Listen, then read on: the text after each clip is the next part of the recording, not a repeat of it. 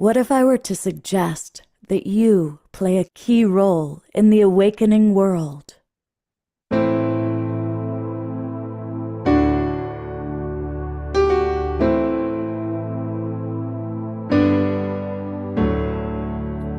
that you are watching this because you have heard the call.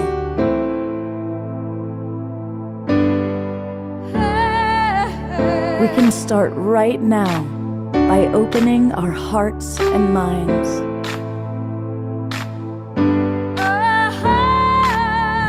Welcome to the awakening world.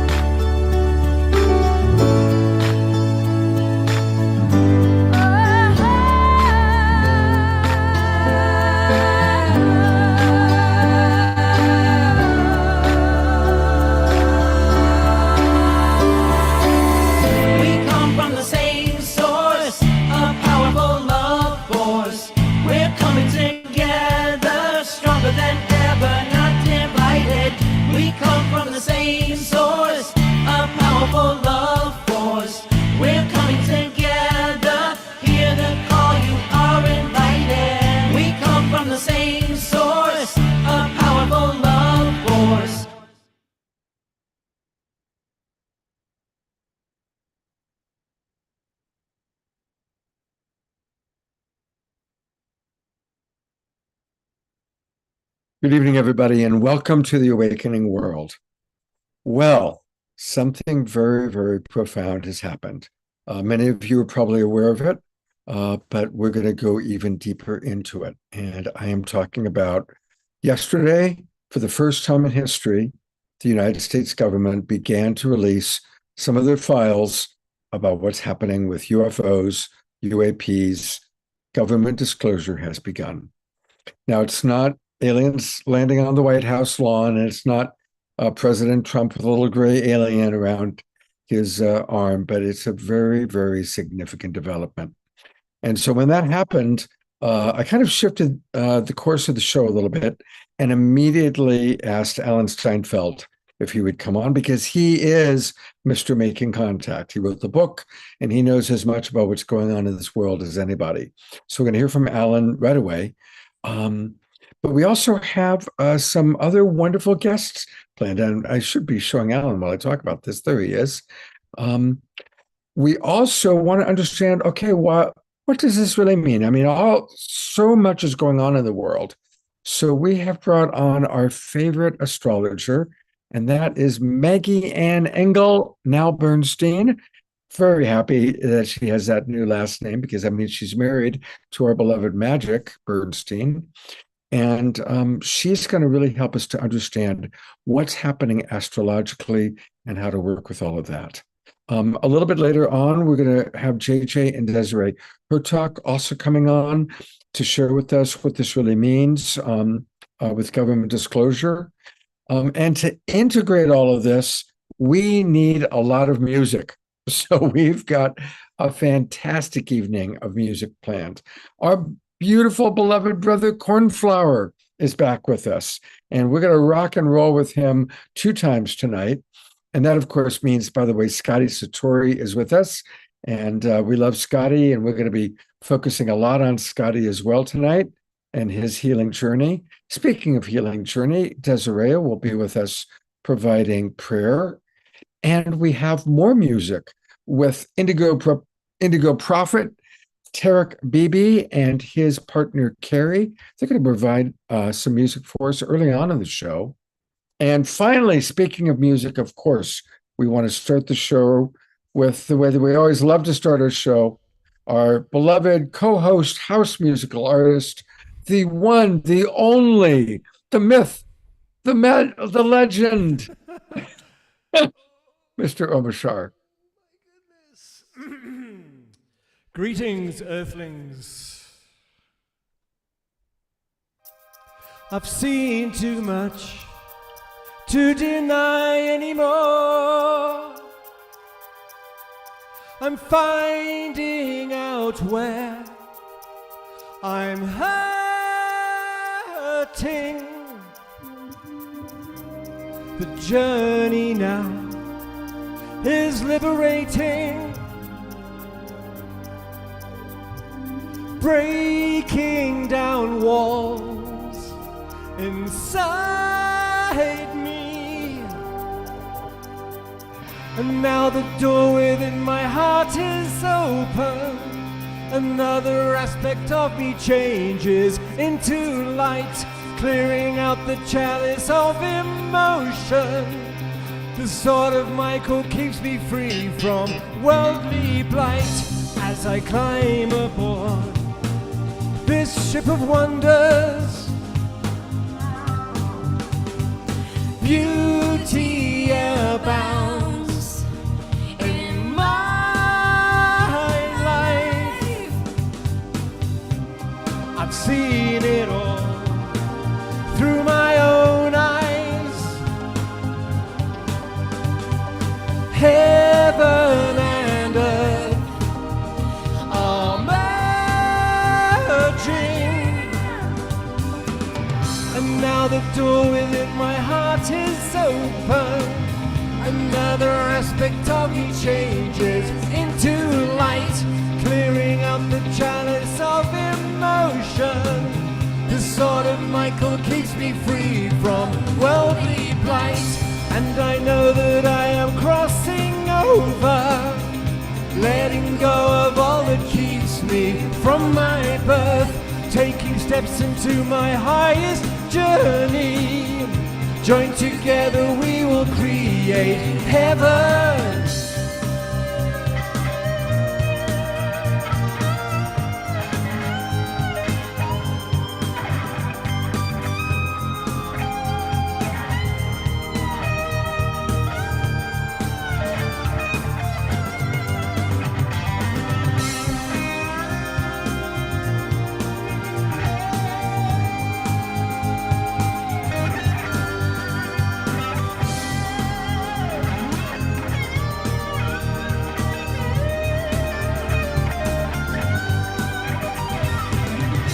And look now, the door to my heart is open. Another aspect of me changes into light, clearing out the chalice of emotion. The sword of Michael keeps me free from worldly blight, and I know that I am crossing over, letting go of all that keeps me from my birth, taking steps into my highest journey. Joined together we will create heaven on this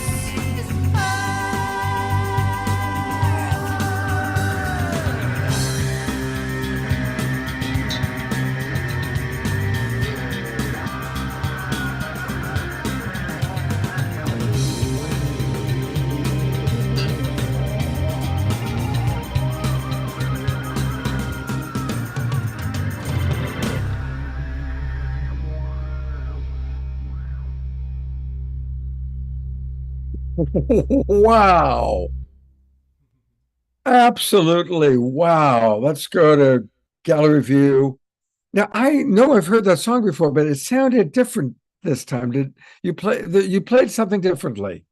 You know what? I think it is as we all rise in consciousness, we actually get to listen to the music because otherwise it's background music. And I was thinking before the show that, you know, Scott curates every single aspect of this show, and everything is geared to awaken consciousness from the music to the presenters, etc., etc. So anyway, that's my spiel for now. I just thought I'd share that.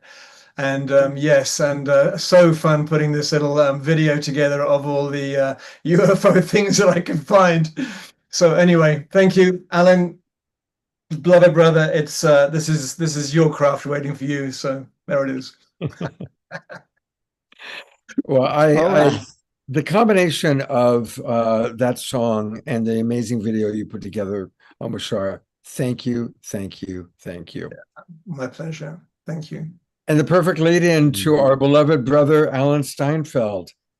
All right, Alan, it's happening. What's your take? And you have your finger on the pulse of so many people. Are people excited? Are they disappointed? Are they skeptical? What do you think? Well, it depends who you talk to. If you talk to the people in the UFO field, which I talk to a lot, they're a little disappointed. But the key point is here, this was a day in history. May 8th, 2026, 162 new files, some of them have been out there, have been released to the public, but it's the news media, it's CNN, CBS, NBC, all Fox News, they're all picking up on the story, which makes our mission a lot more accessible to the people. They're saying, what? There really is something here. Here's some footage. The footage isn't anything earth-shaking, but the consciousness, what comes along with this, the awareness, the fact that UFOs are now acknowledged by the government, which they've been lied to us to about for 80 years. Trump says, here it is. They're not interpreting it. Do with it what you want. Have fun, which is a little strange way. They're not putting a narrative to it. So what this does, I put a few things. It wakes people up to know there's something more to reality, that the world is not what we've been told it is. Now, that's really key. People identify with their sense of space and time and who they are. So people are expanding the sense of self, or some are contracting, but we're part of a greater galactic community. The world is not what we've been told. The government has not been telling us the truth. That's another revelation. And reality is not what we think it is. So this changes the acknowledgement of UFOs, whatever they are, because they're not talking about, that's the downside.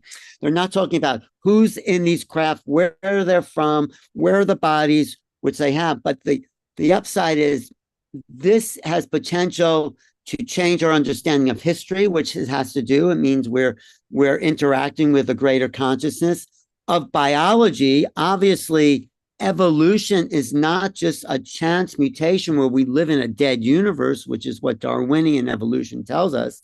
So biology, evolution, technology, whatever these craft are, and there's a lot of pictures in this 162 files and strange objects too, of these starfish and these strange sigil 8-pointed thing. But whatever it is, they're not filling up their gas tank to get here. This changes the potential, right? This changes the potential for getting off the addiction to fossil fuel, if they really are fossil fuel. So it changes the potential of technology. And the big thing is consciousness. So it's not like Jacques Vallée said, I'd be very disappointed if we're just seeing alien tourists from another planet. There's something else going on, this interface with human consciousness, because there's a telepathic component, there's synchronicities, there's symbolic metaphors that show up. And it affects people neurologically. When you see a UFO, something is switched on in your brain. Even if you're traumatized, there's something else. So it's not just about information. It's about who we are and how we're changing to expand our consciousness, to realize we're part of something bigger. So what I predict for this time, this is going to spark a renaissance in arts, in music, in creativity, in the expansion of the human being, human potential in ways we have not seen before. That's the byproduct of knowing we're part of a bigger reality. So I'm excited. Even though we didn't get much, we got noticed.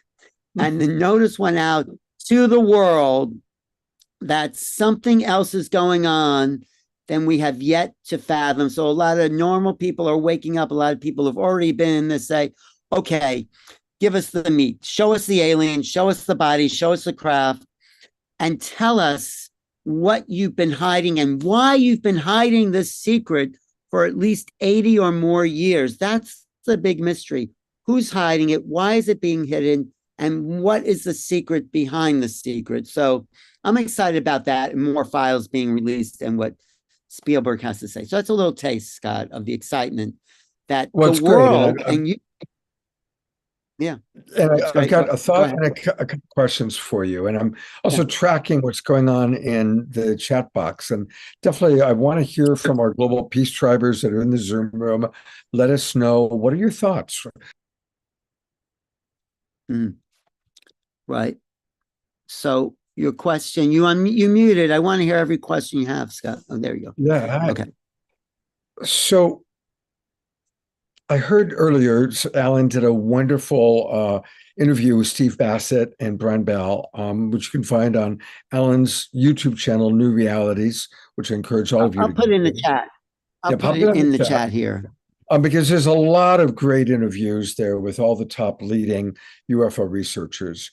Let's talk about the oncological concerns. The thought that obviously for those of us who have been in this field for a long time, we're disappointed because they only gave a little teeny itty bitty bit. But do you believe that there is a wisdom to slowly releasing little bits so that people can slowly adjust? Or do you think that's more just part of a larger government almost deception to keep us from really getting to the important stuff of, like you just asked, the important things are who is visiting us, what's our relationship with them, what are your thoughts on that, Alan? Well, that's a really good question. For me, it's hard to say. I just say release it all at once. Tell us, it's going to be a great awakening for people who've been asleep and people who've been denying this. But I'm also thinking of people just getting used to the idea that we're not alone in the universe. That is a tremendous paradigm shift. It's a tremendous shift in people's sense of self, their sense of time and space. So maybe there is a little strategy to this slow leaking release. I say, because, me and you, Scott, you've been doing programs on that since the 80s, that we have the right to know everything. And people like Linda Moulton Howe said, they've been covering up the truth for 80 years. Just let it out. But there might be some wisdom. So I'm answering yes and no. I think for most people, it's a rude awakening, and it's awakening that needs to happen. If I was going to lead to one side or the other, I'd say, just tell us everything now. Don't hold back. Maybe it's too much for people, but the truth, we deserve to hear the truth. That's my thing. There might be part of the DOD, or what's called the Department of War, now says, well, let's slowly leaking, but then the fear is, well, you're not going to tell us everything. So I'm just saying, I want to know it all now, because people like me and Stephen Bassett and you and Linda Moulton Howe and Whitley Strieber, we've invested pretty much all our mental energy into making this a reality. And we're right at that threshold. So it's really exciting, but it's like a Shakespearean drama. We're in Act 4. It doesn't resolve itself to Act 5, but Act 4 is where all the action comes together, and which way are we going to go? So I think we're closer than ever, obviously, and we need more people to stand up and say, we want the truth now. So let's have it. Bring it on. And of course, Spielberg's movie, June 12th, being released, Disclosure Day, maybe that's what you said before the show, this next batch of files, we have 162 yesterday, and maybe the hardcore stuff will come out on Disclosure Day and be Disclosure Day. That's what they called yesterday, Disclosure Day. I call it I told you so day. Disclosure. Yeah. Disclosure is yet to be here. It's yet to show up. We're yet to see the bodies. We're yet to get the confirmation. But it's so exciting that progress, whatever that is inching forward. And our day has arrived, and it's arriving. So, was there anything that was released yesterday that was new to you? Yes, there's this strange image, it's like an 8-pointed star. Have you seen that? It's like, No. I don't know if I can pull that up on my desktop, but it's a very strange, I don't know what it is, but it's 8 points, and it looks like some kind of sigil. Really, it looks like maybe you could find that if you go to the files, Scott, because it's something that I don't know if I could bring it up here, but I'm not yeah, going to be able to track it myself because I'm doing too much here on my small okay. computer. I'll see if I can But find that. if you find it, or if anybody else can find it, It's- send it to me as a direct message in the chat box, and I can post the picture or whatever it might be. Oh, I think I can send it to you in the chat. That's a good idea. I was going to send it to you. I copied it and okay, let me just copy this and Okay. send it to you in the chat box. Okay, and then you can post it. So that was new to me. Some of these configurations. Also, what it was new to me is some of the shots from the moon landing, Apollo 11 and 17, all saw strange phenomena over the moon's surface. So there was that too that was very shocking and surprising. So there is some stuff, along with a lot of other stuff that people have seen and files, clips from newspapers. So it was a very mixed bag of things we've known and things we have yet to know. So yeah, I'm gonna see if I can find out any more questions. What do you think of the fact that why do you think, Scott, this has been such a big secret? Could it be about alien? I mean, what is so shocking about aliens being here? I mean, I don't understand why it was a secret to begin with. Well, I can answer that while you look for that thing. I'm going to respond for a moment. We have to remember that the majority of people on this planet are deeply religious. They're Christian, or they're Jewish, or they're Hindu, or they're Muslim, or they're Buddhist, the 5 big religions, and then all the little ones. And none of those religions preach that we are a hybrid species, and that aliens created us, created the human species. Nobody's teaching us that. So I think that those of us that are in the know, that have been around all this, that, we're pretty much in the camp that not only are there major extraterrestrial influences on our planet, but the actual human species is a hybrid, that the missing link was that some form of extraterrestrial DNA merged with Neanderthal or some sort of primeval man to create Lucy, the original being that we all have descended from. That goes against a lot of religion. That goes against what a lot of people believe. And so that's a big deal. And it's my understanding is that for a long time, it was the Vatican that was stopping disclosure from happening. And then not the current Pope, but the Pope before him actually was open to disclosure. But at that point, then the big, as we know from Danny Sheehan, what's stopping disclosure is Lockheed Martin and the other big military industrial companies. And this is an important thing to know. When the crashes happen and these UFOs are recovered, the government doesn't keep them as government property. They immediately turned them over to independent companies like Lockheed Martin, who then want to reverse engineer this technology and, my God, create technology that has a value in the trillions. Right. And the government military insiders are getting a kickback, I think, from turning that over to these private industries, which is highly illegal. If they find these crash retrievals that belong to the American people that are paying the government, the army, military to retrieve these things, and then they give it away. So Danny Sheehan saying this is highly illegal. And so Congress needs to stand up and say, the American people need to benefit from the reverse technology that's been made from this phenomena. So also, I wanted to say, Grace says, what is the potential for a greater acceptance of the presence of UFOs to help our current global situation? It obviously puts us as one planet. We are one human civilization separated by artificial borders and fabricated belief systems.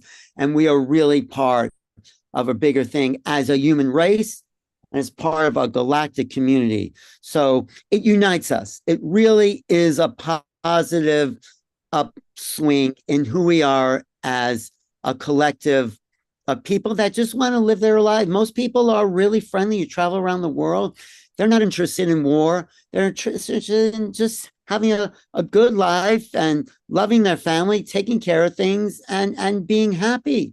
It's just a few, I would say, power brokers in the world that are kind of creating the chaos for all of us, and we know who some of those people are. So that picture I posted, do you see it, Scott? Yeah, I've got it and I'm ready to show. So here it is. Okay. So this is one of the files that they released yesterday. And what did they say about it, Ellen? Do you remember? Well, it's just something that someone photographed in the sky, and it has these actually 8 points, and it's in the sky. It's floating around. I mean, I think it's for real. It was in the government files and was part of the unidentified UFO craft. So it's very strange. I mean, maybe it's a government satellite or sorts, or maybe it's hard to know because we're not getting the whole truth. We're getting breadcrumbs, but at least we're being fed with some breadcrumbs. So I think there's also these jellyfish type things that have been photographed look through, I think it's Department of War.gov/UFO. I'll find that. I'll put that in the chat where people can look through these. I think the stuff on the moon is very interesting because, people have talked about what Neil Armstrong may have seen. The other thing is that there's other government offices, one called AARO, the Anomalous Aerospace, and they are saying there's no connection between unidentified flying objects and aliens. They're still saying that. Obviously, these objects, or some of them, are not made, and this is what Elizondo says, by any government or military on Earth. But they're not willing to say the A word or the E word, alien ETs. But this is what is the next phase that we have to speak to, that human life is sacred and beautiful, but it's not the only form of intelligent life, if it is intelligent, out there in the cosmos.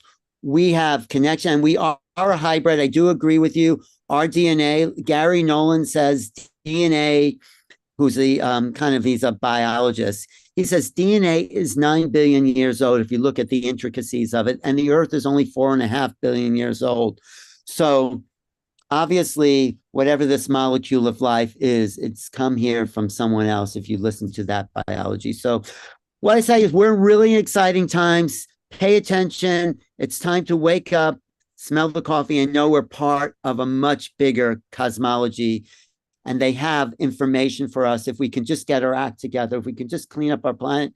My favorite line is, your mother would say, you're not going to have company until you clean up your room. We have to clean up our room if we really want company. And they are here waiting for us to get our act together. That's my belief. We'll see how it unfolds. And I think it's a very positive time. All right. Thank you, Alan, I know you're a busy guy. Thanks for jumping in spontaneously and giving us this little update. Want to encourage everyone to please tune into New Realities.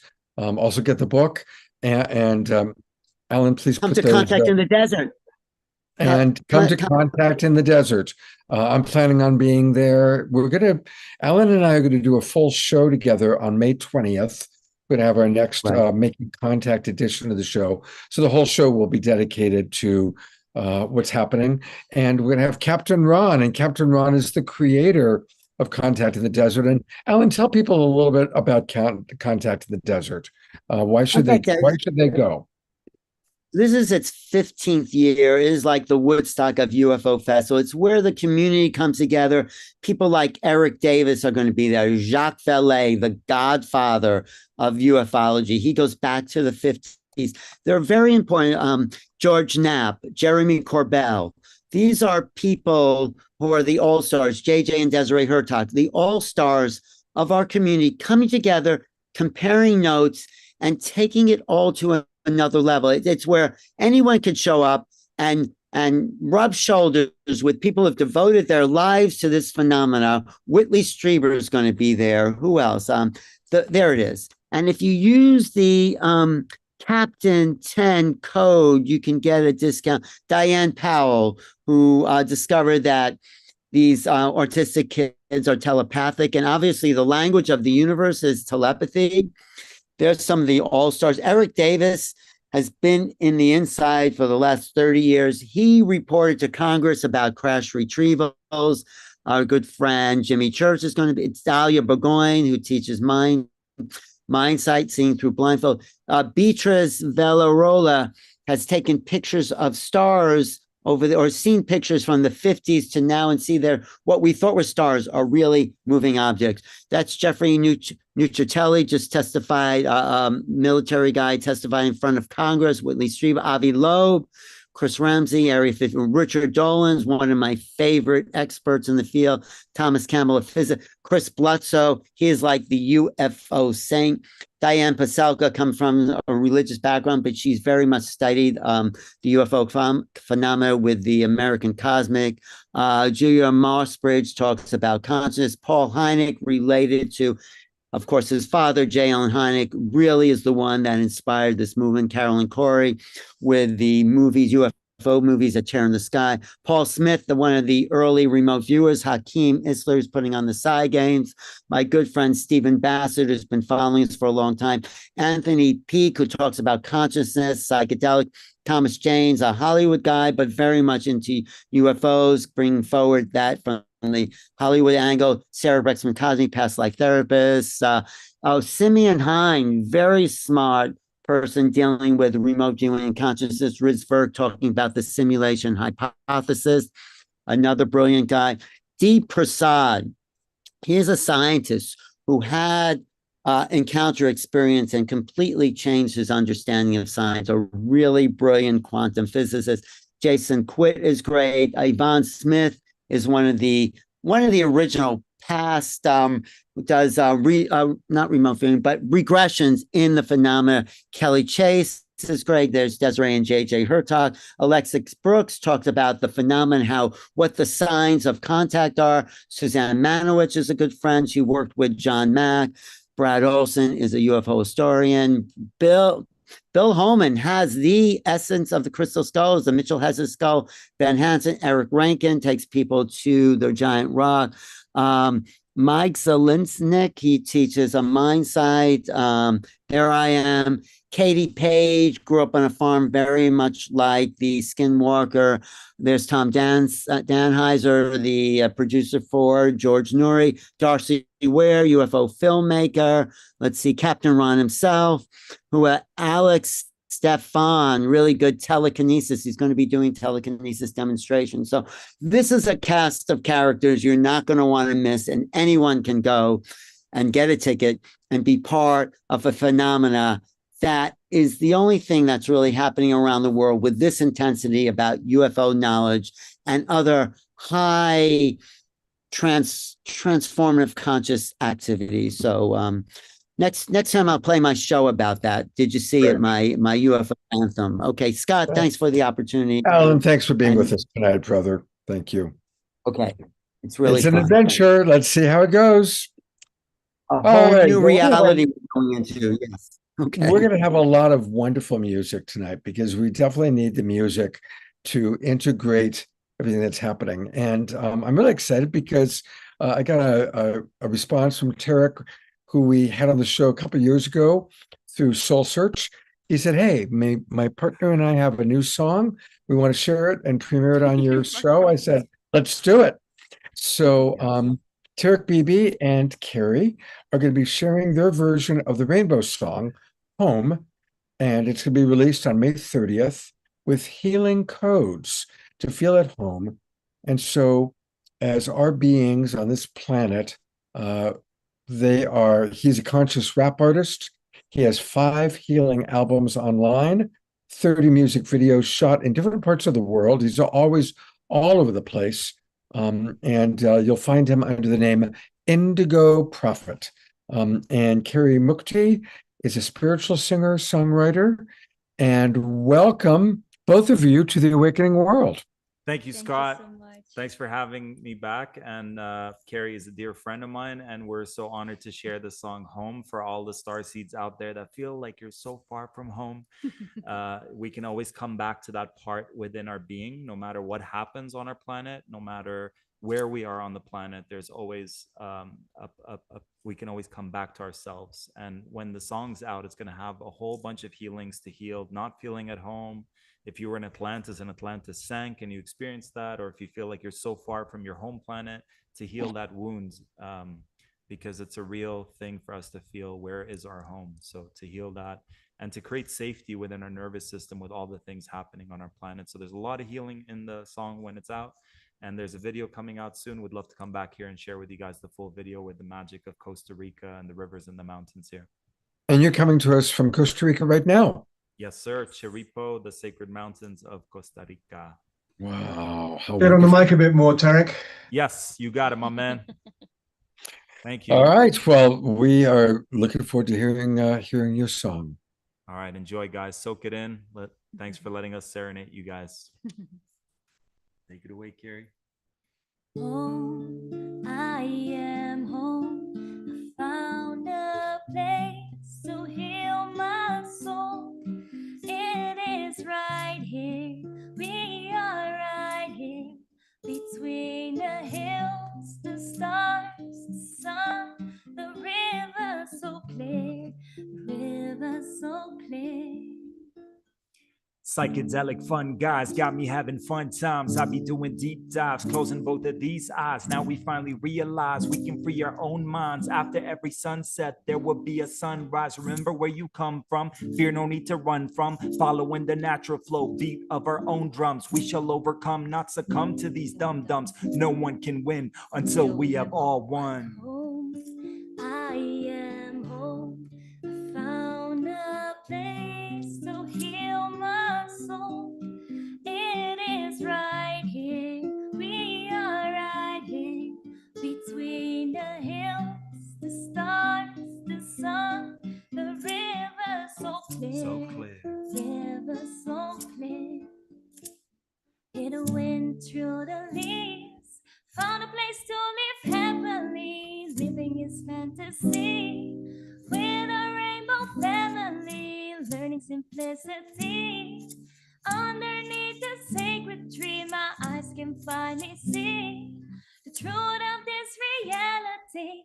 Let the rhythm flow and spirit coming true, and nowhere else to go and nothing else to do, 'cause I am home. I am home. I found a place to heal my soul. It is right here. We are right here.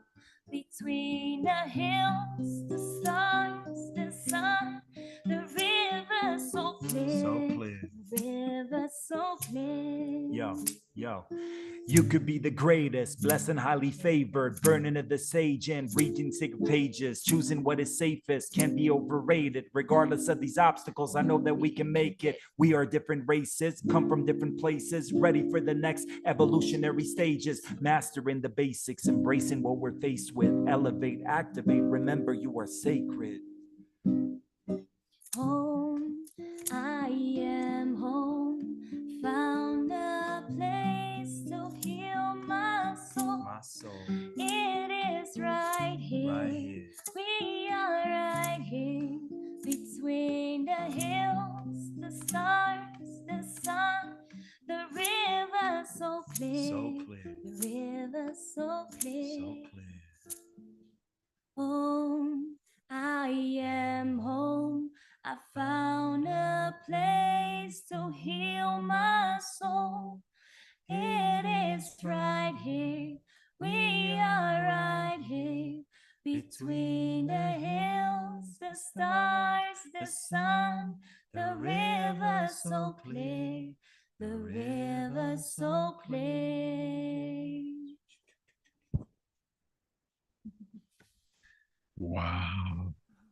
We're going to go to gallery view for a moment, and I want to send them both lots of hearts, lots of appreciation. What a beautiful juxtaposition between her very feminine, etheric voice and then your rap. I think that's a great juxtaposition, and I really Thanks, Scott. enjoyed it very, very much.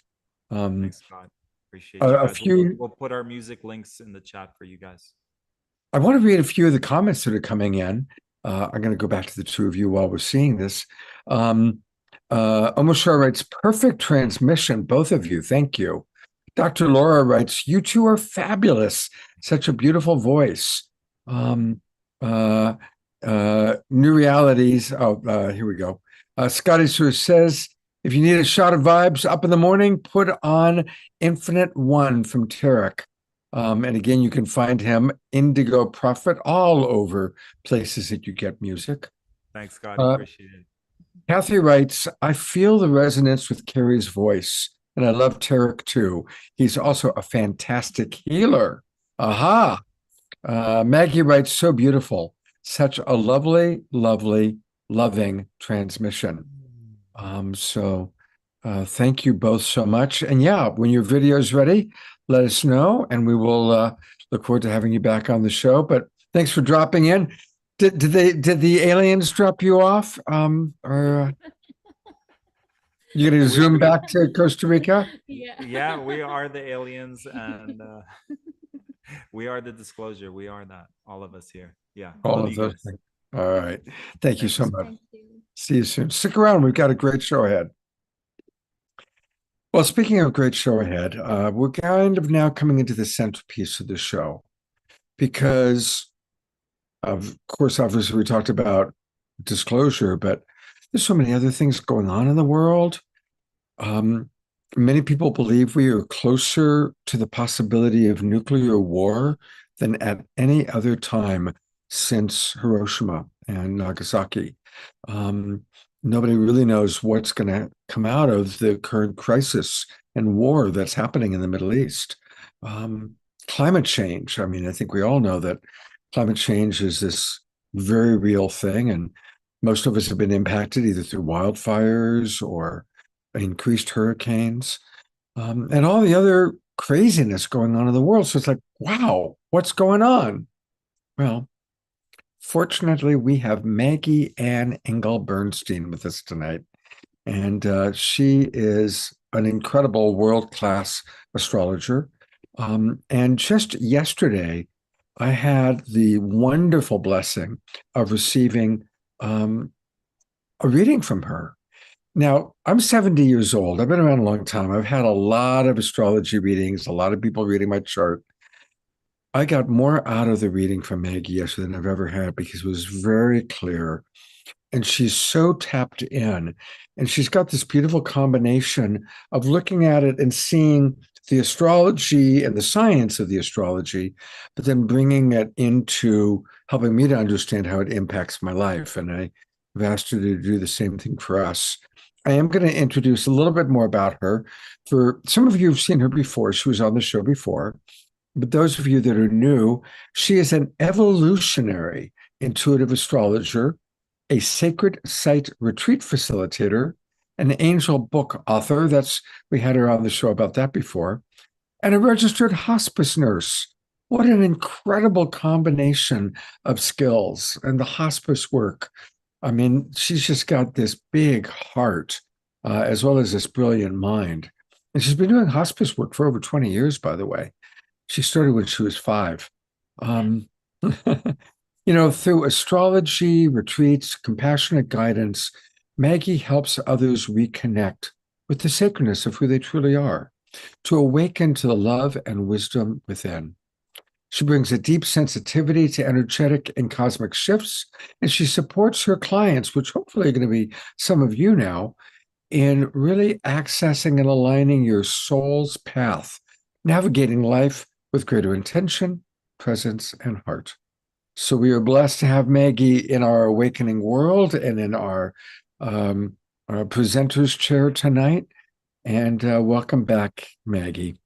Oh, thank you for having me, Scott. I'm so grateful to be here this evening, and what a special show to be on. Like it's amazing, this group of presenters, the musicians. It's such a lovely transmission of love that I feel like we're all basking in tonight. So I'm really, really grateful to be here tonight. And it's so synchronistically aligned too. It was really beautiful. Yeah, it's great to have you here. And I'm just going to ask you what's going on from an astrological point of view. Give us the lowdown. So I'm gonna kind of give you a big picture and then kind of bring it into a more acute, like this moment. But I want to talk a lot about 2025 and 2026, and there are no other years like these years that we're living. Like I firmly know in my bones that we all came here right now at this time for this very specific moment in our human evolutionary history. And the energetics, the astrological energetics, first of all, astrology is it's just a tool to talk about the energy that we're all feeling and experiencing, right? So the energetics of the astrology tell us that we are in a moment of massive evolution in our human consciousness. And there's lots of different things that are showing this. The outer planets, they all have these longer orbits, and so longer orbits by meaning 3 years, 7 years, 14 years, 20 years. But what's happened from late 2024 to last month is all of the outer planets all change signs in a very short period of time. We can't really find a time in human history that this has ever happened before. Like it's not, we as astrologers, we can't find another time that they've all aligned in this change all at once. So when we have an outer planet move signs, it's a really big shift in consciousness that we all feel. But we've had like 7 outer planets all change signs in this very short period of time. And many of these outer planets, Saturn, Neptune, Uranus, um, Pluto, they're all making really positive angles to one another. So they're all supporting one another in this evolution of consciousness that we're moving through. It's quite profound to feel it, and I'm sure we all feel it, and we can see it and experience it in our world. The I want to stay on track because there's so much to share. Some of what we're moving through around this massive awakening in consciousness that's happening right now is Uranus is we call Uranus the Great Awakener. Uranus has one goal, and that's to raise the frequency, raise the vibration. And Uranus is the planetary ruler of the sign Aquarius. So in late 2024, we had Pluto move into Aquarius. So for the next 20 years, Pluto is going to be shifting our frequency, having us die to old collective frequencies. Pluto brings transformation, and it helps us to die to what no longer serves our evolutionary path here. So Pluto in Aquarius is having us die to the old frequencies and the old patterns of vibrating in ways that no longer serve us individually or collectively. And Uranus, the planet that is the ruler of Aquarius, just moved into Gemini at the very end of April, April 26th. And Uranus is awakening our minds in Gemini, awakening us to a new way of seeing, a new way of understanding what it is to be human here on this planet. And because Gemini is how we think, it's how we communicate, it's how we connect, it's what we know, it's the knowledge that we hold. So this planet of awakening is having us open our minds. 2 days before yesterday, when this disclosure happened, we had Pluto went retrograde in Aquarius, digging up information about this cosmic awakening that's happening. We are in a moment of cosmic awakening and awakening of a higher state of consciousness. And I want to focus more on the cosmic awakening because it's really in alignment with the show and what we're talking about right now. So Uranus because I could give you guys a 3-hour talk on astrology, and I don't have that long. So I wanna keep it in something that we can all digest here. But Uranus has been moving over the part of the zodiac that is connected to the Pleiades. Since the beginning of last year, Uranus has been moving back and forth over late Taurus and early Gemini, awakening our connection to the Pleiades. And that's awakening our connection to our cosmic consciousness and to all of this incredible cosmic wisdom that is out there for us to embody more, to awaken to more. And it's pouring down these energies, beautiful cosmic energies for us to connect to, like the Pleiadian blue rose. It's so strong in the field of consciousness. There's a massive angelic awakening that's happening. We had, with the last full moon in Scorpio, we had Venus conjunct the fixed star Aldebaran, which represents Archangel Michael, opening us up to this beautiful energy of Archangel Michael. We have a full moon in a couple of weeks that it's in about 3 weeks, that is conjunct the fixed stars. The full moon is conjunct the fixed star Antares, which represents Archangel Uriel, and the new moon is conjunct Aldebaran, or I'm sorry, the sun is conjunct Aldebaran, which is Archangel Michael, again, awakening us more to this angelic consciousness. We are asked to really open up to receive more of these profound frequencies that are here for us, and to let ourselves be transformed, to let ourselves let the old karmic stories go, the old ways of vibrating, the old stories that kept us in the old patterns go, because they're up, they're here for us to see. The, you know, in the field of reality around us, we're seeing everything that still exists in the shadow. And if it's out there somewhere in us, we have stuff that we're not looking at. So the consciousness is asking for us to sit in stillness, open up to these beautiful energies that are here to assist us, and to come into greater union with ourselves. Chiron, which is the healing asteroid of the cosmic consciousness. We call him the wounded healer. Wherever he is transiting, though, he's bringing profound healing. And Chiron's been transiting Aries since 2018, and he'll be there till April of next year. So Chiron has been healing our connection with our humanity. What I would call the original wound, which is the wound of embodiment. When we drop into a body here and all of a sudden we have this perceived feeling of separation from source. So Chiron has been healing that perceived wound. In 2024, we had a new moon solar eclipse that was exactly to the minute conjunct Chiron.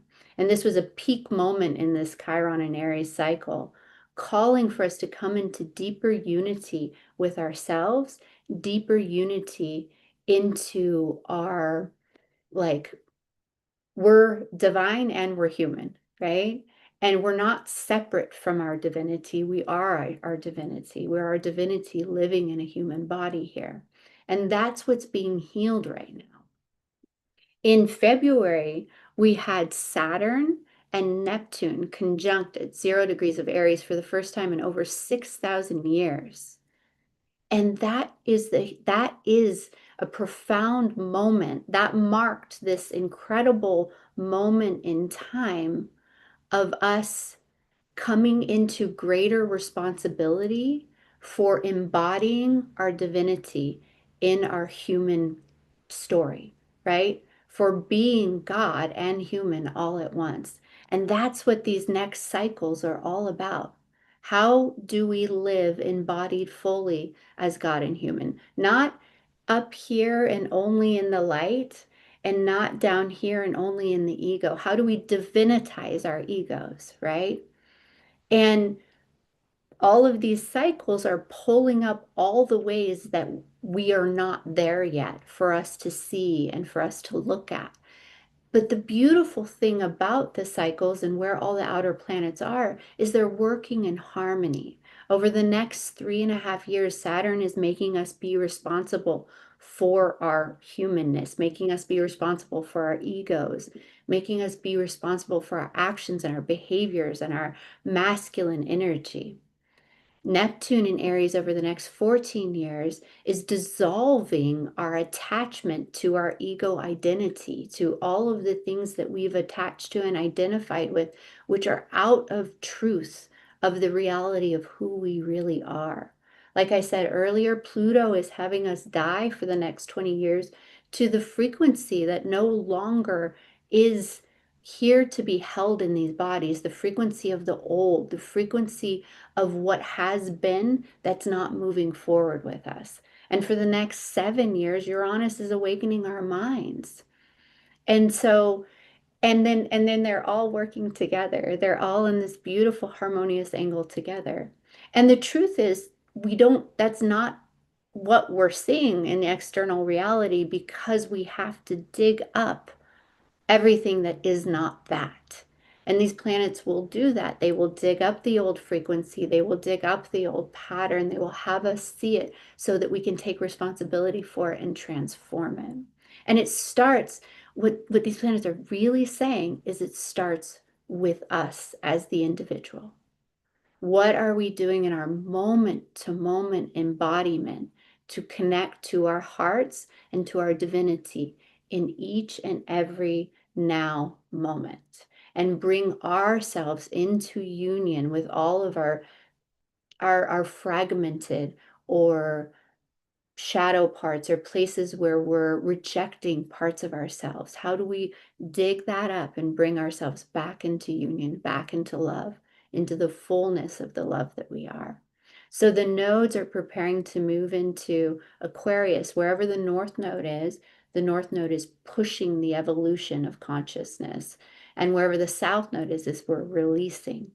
So by about midsummer, the nodes are moving, and it's really beautiful because the North Node moving into Aquarius is having us focus on this higher frequency evolution into what's the best for the collective, into the highest good for all. And the South Node in Leo is having us release the heartbreak of the old story, the heartbreak of the old way. Like we no longer have to play the old stories where we didn't get to create what our hearts came here to create. We have moved into a new era where we get to be the embodied co-creators of our lives here on earth.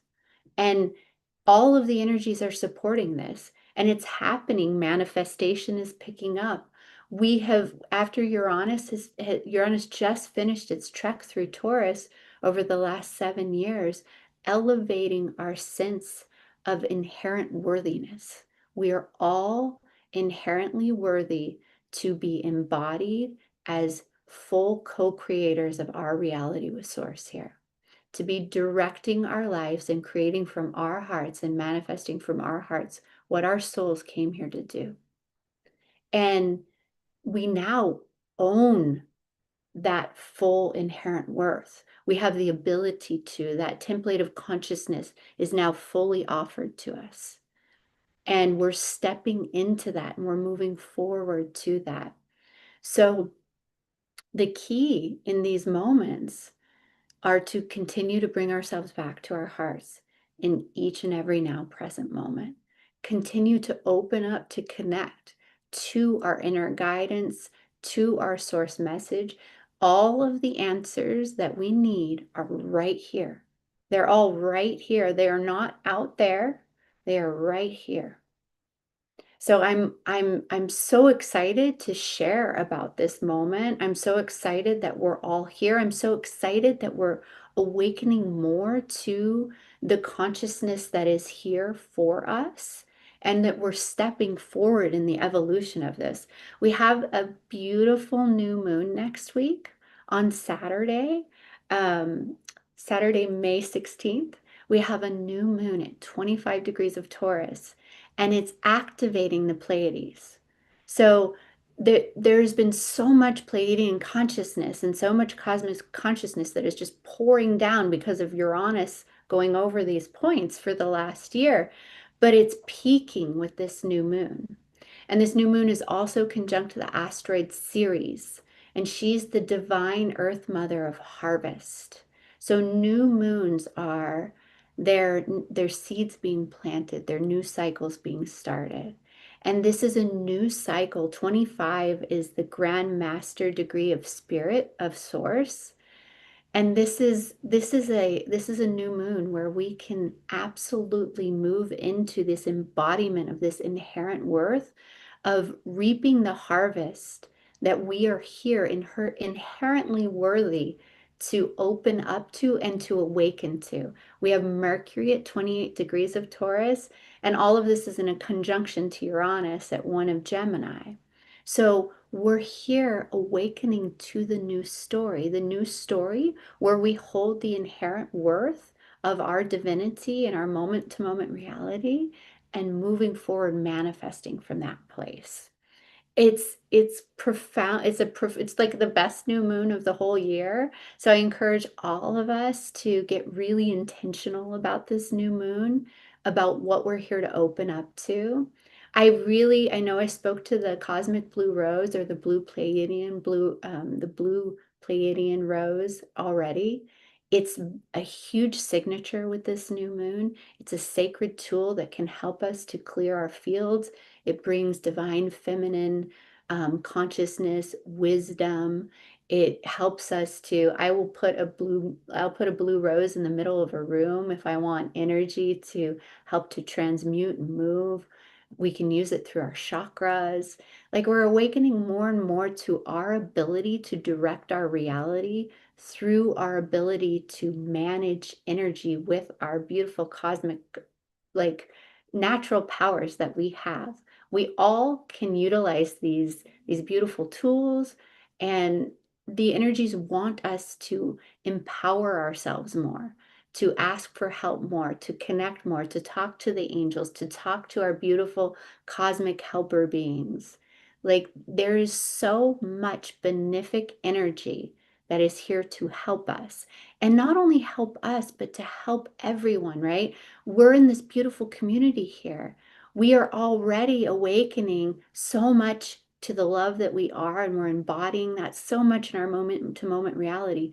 But think about the masses on this planet that are still asleep to so much of this consciousness. And we can utilize these beautiful tools to help to direct.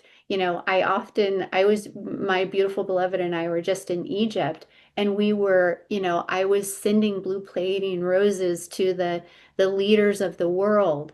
There's so much that we can do to help the consciousness align more with the unconditional love that we all are and the purity of our essence.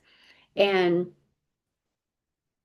it's just a matter of being intentional, just a matter of being intentional with these energies in our moment to moment reality. And we can empower ourselves and we can empower everyone else around us and really effectuate massive change on this planet. There, as much as it seems like things are in some ways, like Scott said, it's looking scary, like nuclear war could come. You may hear some astrologers say that Pluto's where it was at, around the Revolutionary War. Uranus is where it was at during, the Civil War, the Revolutionary War, and the World War II. And Neptune's where it was at during the Civil War. That's all true. But we also have never been where we are now with this many people who are awakened to the love that they are and to the love that exists on this plane of reality. And all of those planets where they are about transforming consciousness.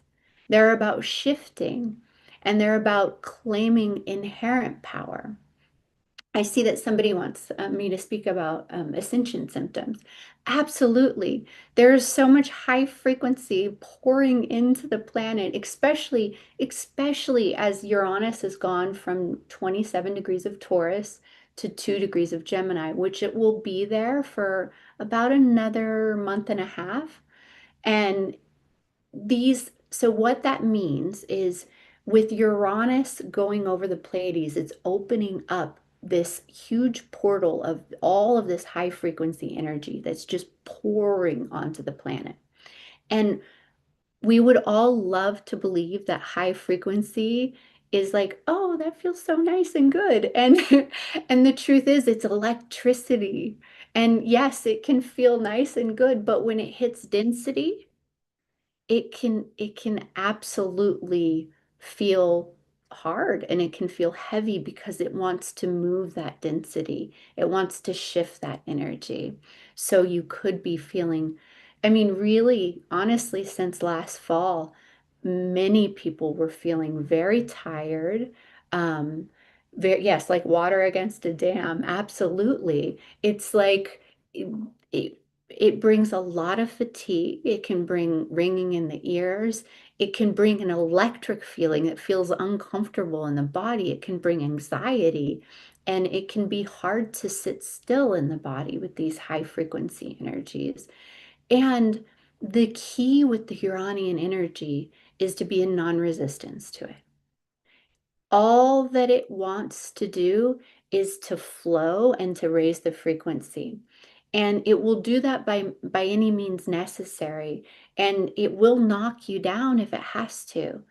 But just listen. Listen to your body. Listen to what it needs. Drink lots of water. When your body says rest, rest. When your body says, some of you may need to move. You may need to like shake the energy out, right? There's lots of different ways to move the energy, but it's about being connected to your body and listening to your body. With all of this energy in Aries, with Saturn, Chiron, Neptune, we still have Mars in Aries. We've had a huge concentration in Aries. It's been very uncomfortable in our bodies to some degree, and we have to listen to them. That is one of the biggest keys with Saturn in Aries over the next 3 years is you have to get connected to your body and you have to listen to your body and you have to be responsible to hear the messages from your body and absolutely like listen to it. It's so important right now. Saturn is the taskmaster. Saturn makes us be responsible. So when Saturn is in Aries, it says be responsible for your ego, be responsible for your body, and be responsible for listening to what your body is trying to tell you and the messages that it's bringing forth. Because our body is our sacred tool on this planet. It is how we hold these higher frequencies. And we're moving from having a lot of these higher frequencies up here to bringing them into the physicalized, embodied way and grounding that on this planet. And what we do will help us to ground that frequency even higher and help us to move the energies through. So listen, listen, listen, listen, and connect in as much as you can. Connect to your body, open up and listen and just be guided. Be guided, when you it's so beautiful, like when you hear a message to send a blue rose somewhere or send a white rose or connect with an, there's so many sacred tools that are here for us in the ethereal realms for us to utilize. So just open up and play. This is supposed to be fun. Like we are moving into a place of having fun with our growth and our evolution. Have fun. Be playful, be light as much as we can. And when we don't feel light, meet that, hold grace for it, and hold space for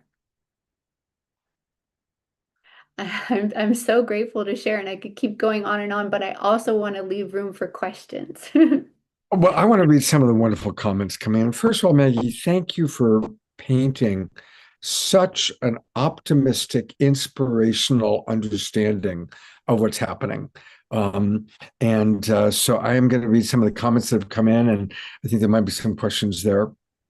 Here we go. I want to go beyond the climate change conversation.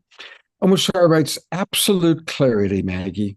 Such sagicity. My heart has been thoroughly pinged with truth. Scotty Satori writes, we are hitting a high on YouTube tonight. That means that a lot of people are watching, which is great. DR points out the Gemini is fun and play. And Omoshar says, yeah, the body is the temple of the Most High. DR writes, so sweet and tender, Maggie. My body says yes. Grace Denise writes, I feel you are informing us of the possibility that transformation now is coming through love and greater consciousness rather than through more violence. Absolutely. And I love that that's what you're pointing out to us. Thank you so much.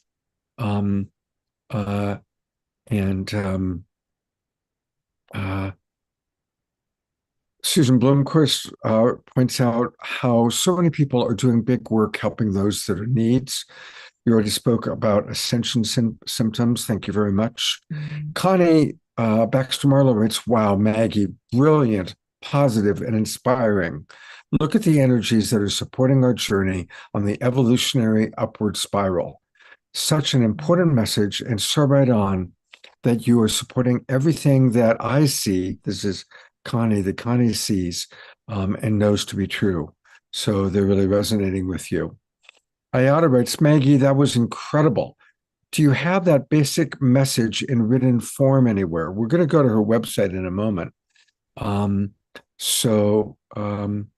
Thank you, Maggie. And I guess let's go to your website and then we'll take a look for any questions that people might have. Yeah. But And I'll share the best place to get written information for me is on my Facebook page. So I always do a new moon and a full moon write up. They're quite long, quite lengthy and full of information, and I always post them there on Facebook. So that's a great place to follow me and get the current, it's quite current because it's at least every 2 weeks, if not more. beautiful. If you could put the face at some point, put the Facebook page in. We're going to take a look at your website, and her website is her name, Maggie Ann Engel, ENGEL.com. And you can book a session with her right off the bat. Just click down. You can learn about her various services, her media. This is the website to go to. You can learn all about her intuitive astrology. And you do private readings for people, obviously, because you did the best reading I've ever had from me yesterday morning. And so this is where you can really find her and you can contact her and reach out to her. It's MaggieAnnEngel.com. But wait, there's more.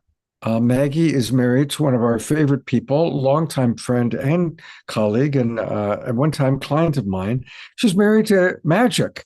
And we've had Magic on the show talking about his retreats that he does all over the world. Well, now they're doing them together. And so I know you guys just got back from Egypt, and you do retreats in Mount Shasta, Maui. I think you're going to be doing Egypt once a year. And you can find out all about that by going to sacredvoyages.com. Sacredvoyages.com. See some of the pictures of the previous. What's next? What's your next sacred voyage, Maggie? So on July 11th to 18th of this year, we're having our annual Mount Shasta retreat. So it's beautiful. It's such a profound year to open up to these retreats. These sacred vortexes on the land are quite profound to opening us up more to the love that we are and more to that higher frequency and catalyzing real profound change. So it's quite a year for it. And I'm really excited about the astrology around this year's Mount Shasta retreat. It's really supportive of a real deep dive. And it's going to be really beautiful. So definitely don't hesitate to reach out for more information about that. And there are beautiful comments coming in, people really appreciating just how tender and practical this information has been for us. Are there any questions that anybody has before we move on? Any questions anybody has for Maggie? There's her Facebook page. Here it is. Dr. Laura asks, would you please tell us a little bit more about the dance between Pluto, Uranus, and Saturn Neptune at this time. They're Yeah. all trining each other. What is that all about? So this is one of the most significant things that's happening, and it's over several years. The late 2020s will be really, this is a big theme. And it's been going on for about a year. There's what's called a mini triangle between most significantly Pluto in Aquarius, Neptune in Aries, and Uranus in Gemini. Saturn's been a part of it for the last year, but it's not really, it's moved on. It's gone further up into Aries, and it's not really going to come back too close to be a part of this. But this mini triangle, which is quite significant, is part of what's spurring this evolution of consciousness right now. So Neptune in Aries is dissolving these boundaries of the self, like the way that we've overly identified with our egoic consciousness and with material reality. Neptune is helping to basically dissolve that because Neptune dissolves boundaries. And it's at this, so Pluto's dissolving the frequency that keeps us in that old pattern, and Uranus is awakening us to the new story and to like the story that we're here to live and move forward with and awaken in our mind and start to weave into manifest reality. And so these planets are working together in this really beautiful mini triangle, which is a trine between Pluto and Uranus, and then Neptune's in a sextile to both of them. So that's a really supportive angle, and that goes on for really the next couple years. And we're going to see this play out, and it's going to help us to dissolve the attachment we have to the old self and to open up to who we really are in the essence and the fullness of us as divinity embodied here. So it's quite a profound moment in time. And really I've gone back and there is not been this type of astrology that I can really ever find, right? I haven't gone back past 5,000, 6,000 years, but at least not in the last 6,000 years. There's been nothing like this. So it's quite, I am so sure that we all came right now to help resolve some of the past that we've lived, some of our past karmic stories from our lifetimes in Atlantis. You know, like this is the moment that we are done with the old story that we've been recreating. And we are creating something brand new that's more based on the purity of the consciousness that we are. We have another question, and this is from Alan. Can you pinpoint a Uranian time of ET open arrival on planet Earth?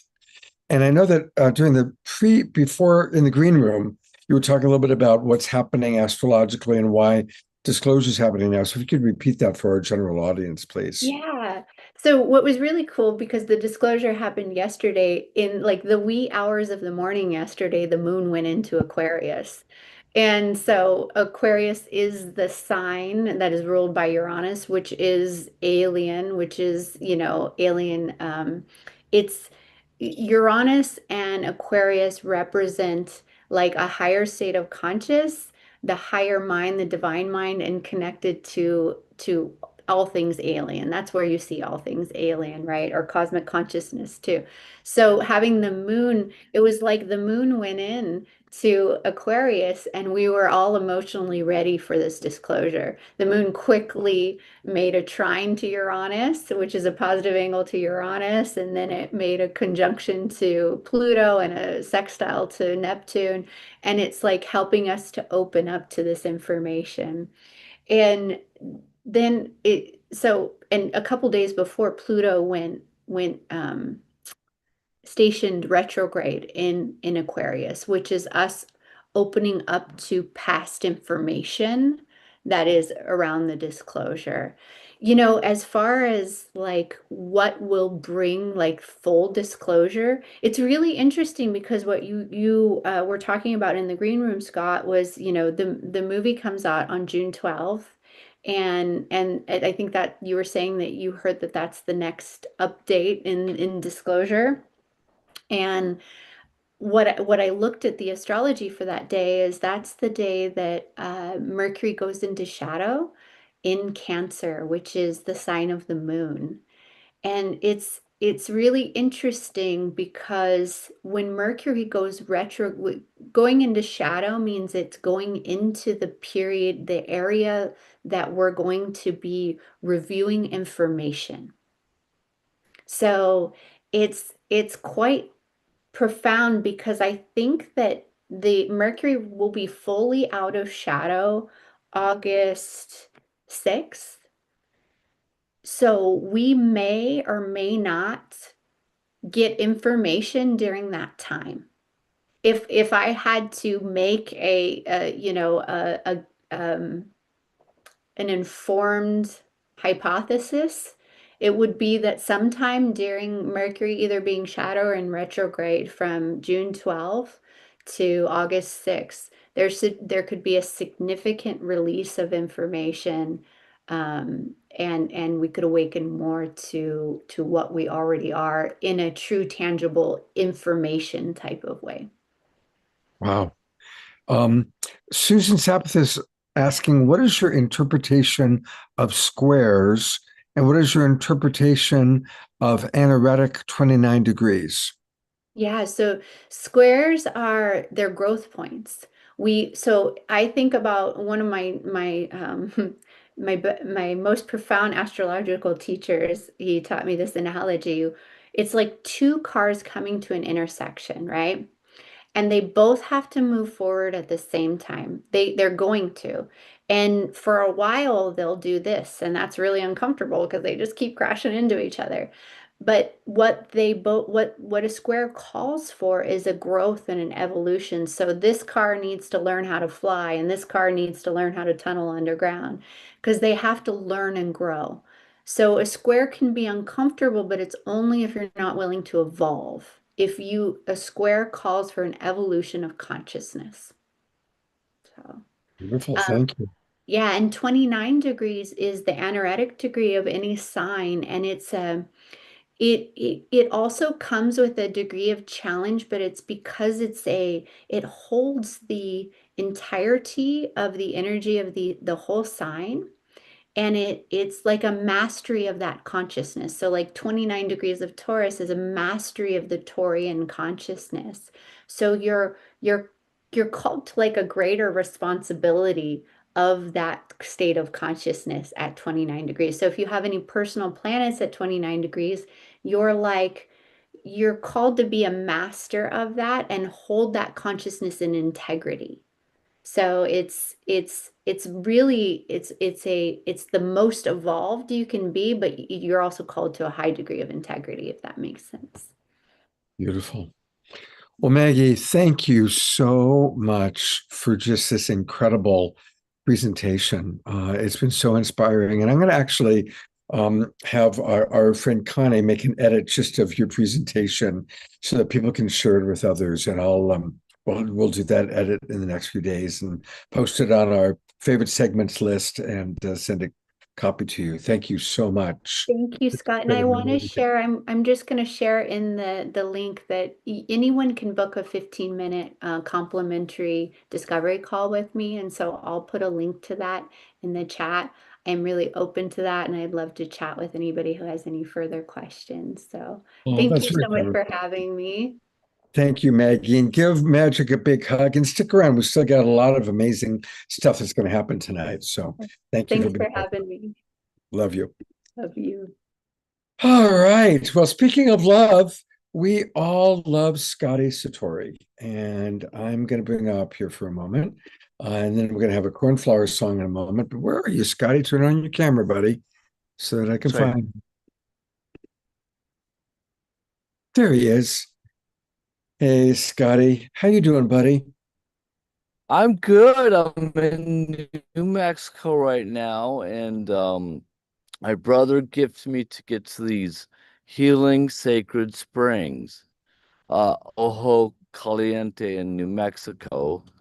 So Yeah, so that was nice. I went through Santa Fe. Now we're in Albuquerque, uh, with my cousins. So, and that was nice. I highly recommend that. It's in New Mexico. So, and you just private message me, I can get you there. But so that was such a treat, and just everybody's been such a hard up to me and helping me out through this. I'm getting just love from everywhere. So I so appreciate it and so thank everybody for everything. It's just Mm. incredible. Yeah. Well, we started this 10 days ago, and I see a lot of our people have donated already. Tiara, Connie, Carol, Lorna, both Carols, and on and on and on.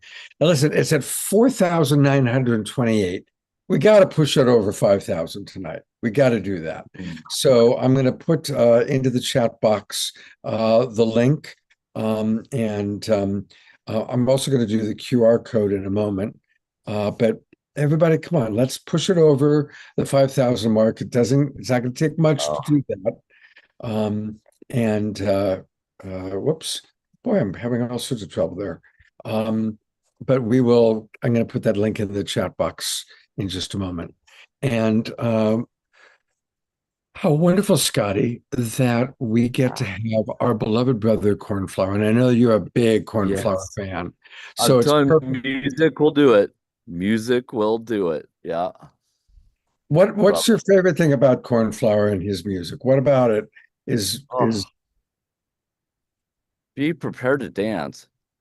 is I just love Cornflower. And we've having it so long, and he's such a brother. Such a brother. So it's the love that comes through. Thank Yep. you, Scotty. I love you so much, man. And Mm. I hope you feel every note of music and the space between the music just lifting you up and reorienting and transforming your life into this new chapter. Nice. Love Yeah, it. man. All right, we ready to go? Let's do it. Thank you, Cornflower. Your ship is ready to blast off. All right, I love y'all. And how are you doing, Cornflower? Before you start, tell us about you a little bit, how things are going for you. Wow. Well, that's kind of a big thing to open up. How's Life your is mom very doing? full. Life is lifing for us all in Life our is own life. unique ways. And caregiving is definitely I've hit like a 4.5 year threshold now, and just did a Wow. big respite, and went and took a break and went out to Vegas and blew off some steam watching the band Fish download some alien codes at the Sphere, and that was pretty amazing. So yeah, I am just showing up every morning, waking up, put my feet on the ground, and bringing my heart into every situation as best I can. And I think that's where we do the biggest work, is in our direct circles in our lives, how we relate with one another, how we show up at the grocery store, and when we have a bill that's late, and when somebody cuts us off in traffic, and when the power goes down, and like, how do we respond? So yeah, just a lot of life moments happening and lots of opportunities to show up as love and be the vibration that we're all curating here at the Global Peace Tribe Awakening World. Cool. All right. Well, thank you so much for being with us, Cornflower. And I know we're about the mid-show point. The Her Talks are going to be on right after you. Fantastic. So this is going to wake us up. Let's all get ready to move and groove and dance. All right, here we go. I love y'all.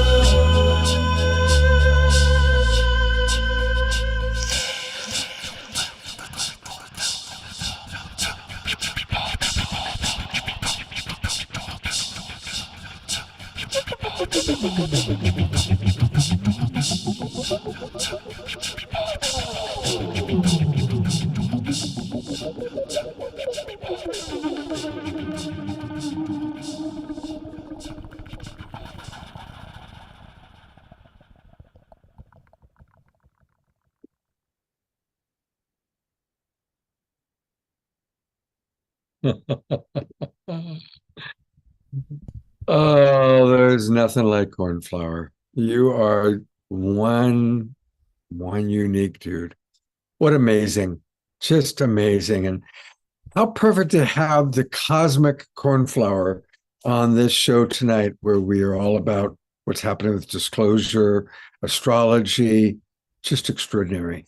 I remind everybody that you can find all things cornflower at cornflowermusic.com. And that's where you can learn about his shows that he's got coming up.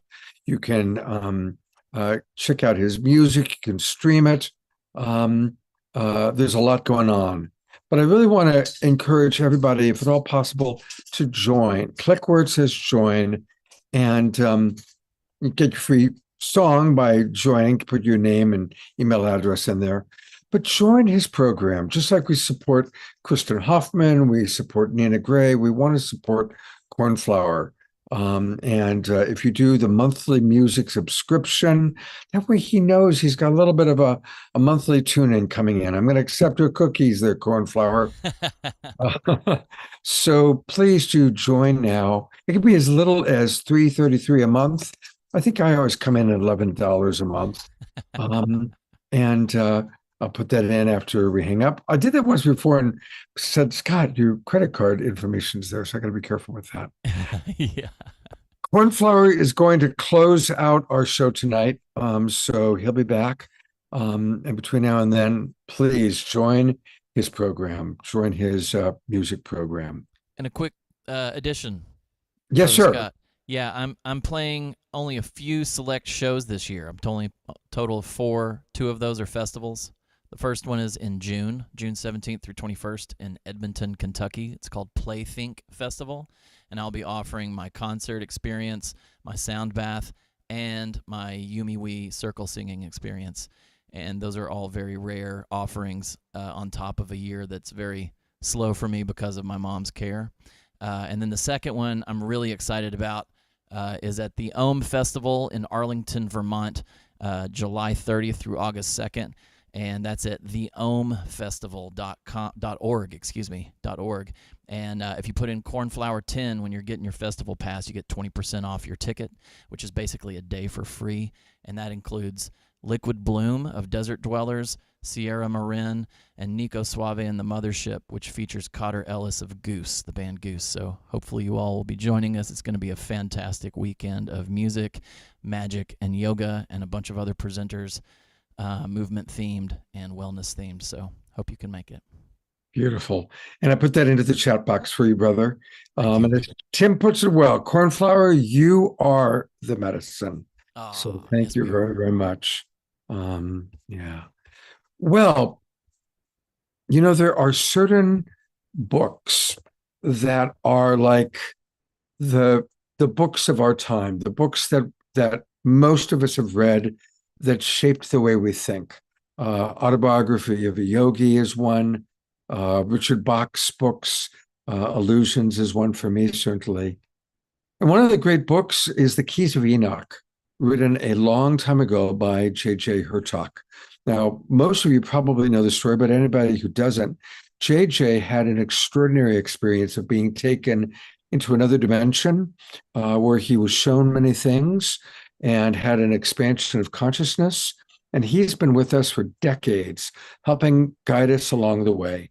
And so when this amazing government disclosure happened yesterday, I knew there were 3 people I wanted to have on the show right away. Alan Steinfeld, who kicked us off, and JJ and Desiree Hertog. And God bless them both. They agreed to join us tonight. They have been around for quite a while. They are as knowledgeable about what's going on in the world as anybody. And so welcome, JJ and Desiree. Thank you for being with us. And please, what's your take on what happened yesterday? Well, yesterday was a cosmic benchmark of great significance from the most important and most powerful country on Mother Earth, the United States, through the office of the president and the office of the Pentagon intelligence community, began to acknowledge the real story. So I'm going to share my screen. We have about, what, 15 minutes, Scott? I'm going to see if I 15 can approximately. see if I can get to what I really want, which is this and this. Can everyone see it? Yeah. Yes, we see your Okay. screen. There it is, U.S. Department of War. So the story is basically known as Pursue, which is what, Desiree? Well, we're going to come up on that. So as everyone should know, and I'm sure Alan's done even part of this, maybe we're duplicating Alan because he and I and JJ work together so well, that you can go now to warsally.gov and put in UFO, better than UAP. I don't know why they did that, but you can see it right there, war.gov UFO/UFO, and you will find about 160 documents and pictures that were released yesterday. Now, as Alan, Tim Spenny, and ourselves have all said, this is just the tip of the iceberg. It's not everything. They're feeling it out. They want to see what's going on. And as Dr. Hertak It's the said, presidential unsealing and reporting system for UAP encounters. In short, the realization that we are working directly with extraterrestrial and higher intelligence. And now has come the time to reveal the fuller story, to unseal the seals, if you will, to use metaphysical language, to look at the big picture. And I am thrilled to look beyond the political spectrum to realize the implications will mean a new psychology, a new sociology, a new cosmology. We're not alone, but we are invited to participate in a larger galactic family of those who've gone beyond where we are in this galactic quagmire of simply being, shall we say, surrender to the 3- and 4-dimensional powers of Mother Earth. so it's Operation Pursue. I don't know if they say operation, but we'll call it that. And Dr. Deck said what that was. Who's involved? The president, the Department of War, Director of National Intelligence, AARO, which is the All Domain Anomaly Resolution Office, FBI, Department of Energy, which even Alan thought that was really strange. Like, why is the Department of Energy here? Of course, if they can teach us how to use something that doesn't require us going through the Strait of Hormuz, it'll be fabulous. And of course, NASA. So this is the big Megillah. This is the whole team with behind the scenes at all levels. There's been acknowledgement of contact And well over 80 years. Yeah, and of course, for you guys watching right now, it's better to show some of the pictures, and we'll talk about some of the NASA documents as well.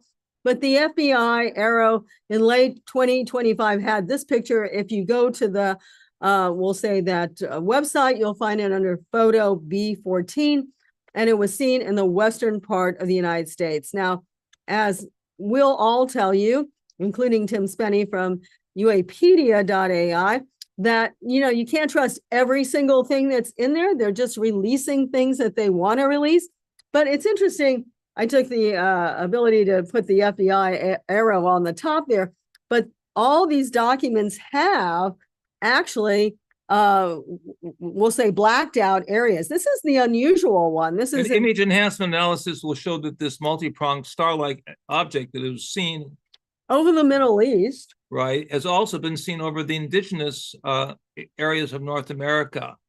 Now, the indigenous cultures believe the star nations are coming back to Mother Earth because we have violated Mother Earth. We're destroying our resources, i.e., we are looking at the demise of humanity within 50 years or less due to our consumption, our violation of environmental balance, and our lack of ethics for humanity.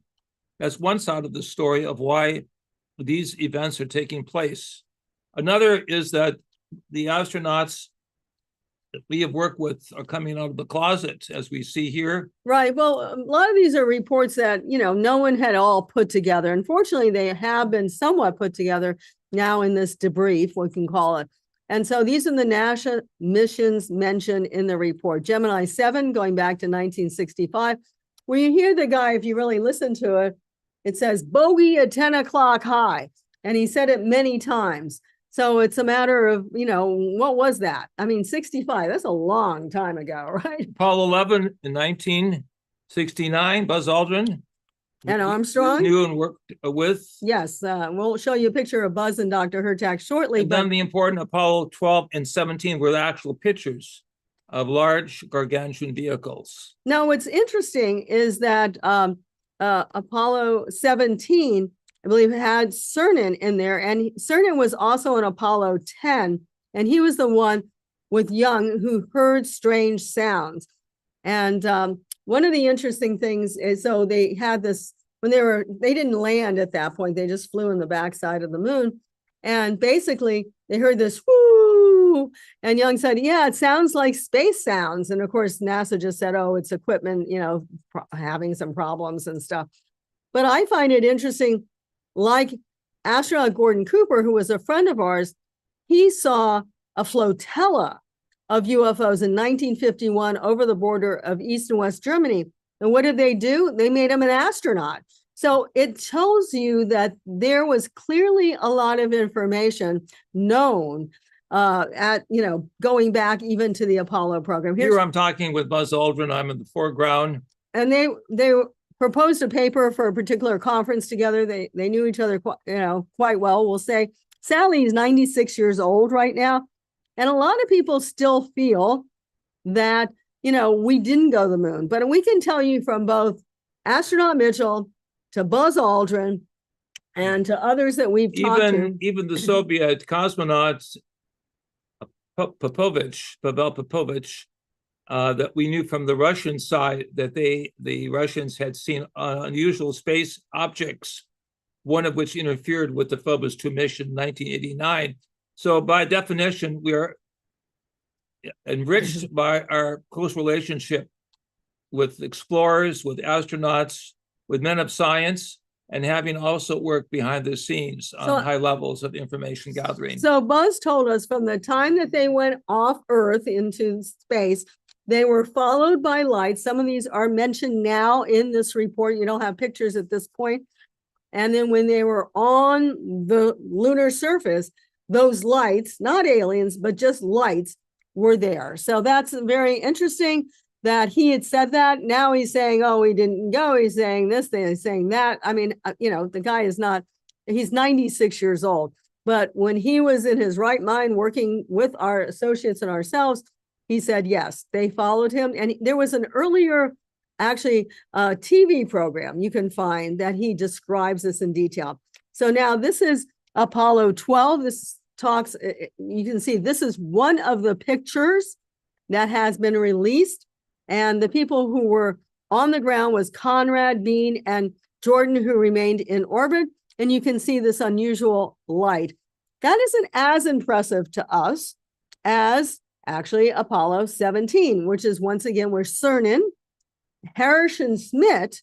Well, I privately talked to regarding cattle mutilations back in the 1970s. So it's interesting, once they got back from Apollo 17, of course, he had, as I said, Cernan had already heard sounds on the backside of the moon, and they put him back on another mission. Harrison Schmitt did a whole program in New Mexico, which also probably extended even to Colorado, on cattle mutilation. He was the last geologist on the moon, later became senator, a man of great wisdom, but also very discreet about what he would say publicly. So in essence, we see really we have a high level of people in space speaking about the importance of the subject now. So I have to say a couple of things. First of all, I don't think they understood back in the 70s who these aliens are. Why are they there? But the other more interesting thing is what you see up there is that you see 3 dots. And Dr. Jack, for a long time, and Uri Geller, who's also reporting on this, if you want to go listen. It shows the specimens in his private museum in Israel. Well, he did an AI. With the picture of Werner von Braun was really the father to many of the astronauts. But what's interesting, you see 3 dots, and Dr. Jack often said, and like I said, Uri did too, that they fly in a formation, like a triangular formation with 3 vehicles. That's how they maneuver together. So it's not unusual to see this.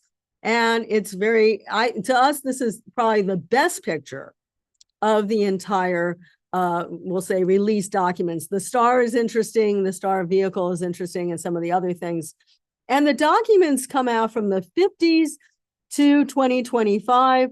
They come out a lot in the Middle East, but also in Asia and in the United States. So it's all over the place. And I emphasized this when we were talking with Alan on something that we put out on New Realities, that, it's not that they're coming here now and they're going to land on the White House lawn in the next 2 weeks.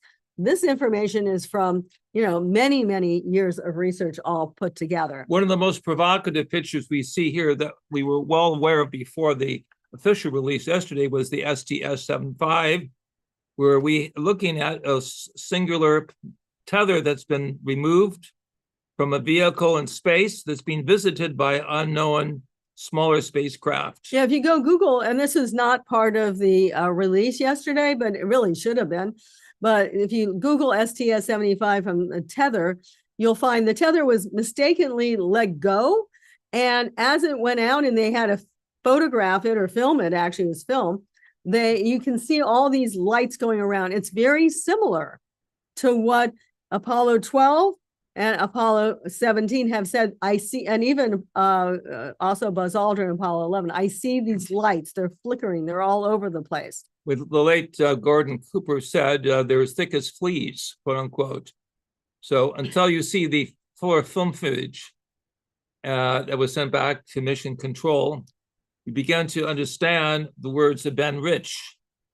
We're told now. He worked at Lockheed Skunk Works, and he was telling Jim Goodall 1 week before he passed. Jim, we have things out there in the desert that are 50 years beyond what you can possibly comprehend. If you've seen it on Star Wars or Star Trek, we've been there, done it, and decided it was not worth the effort. Or decided it was not worth the effort. So yes, amazing that there's much more to come out. This is one of the things that we have to show people. These were the smaller hovercraft the Air Force was working with engineers in Canada and the United States.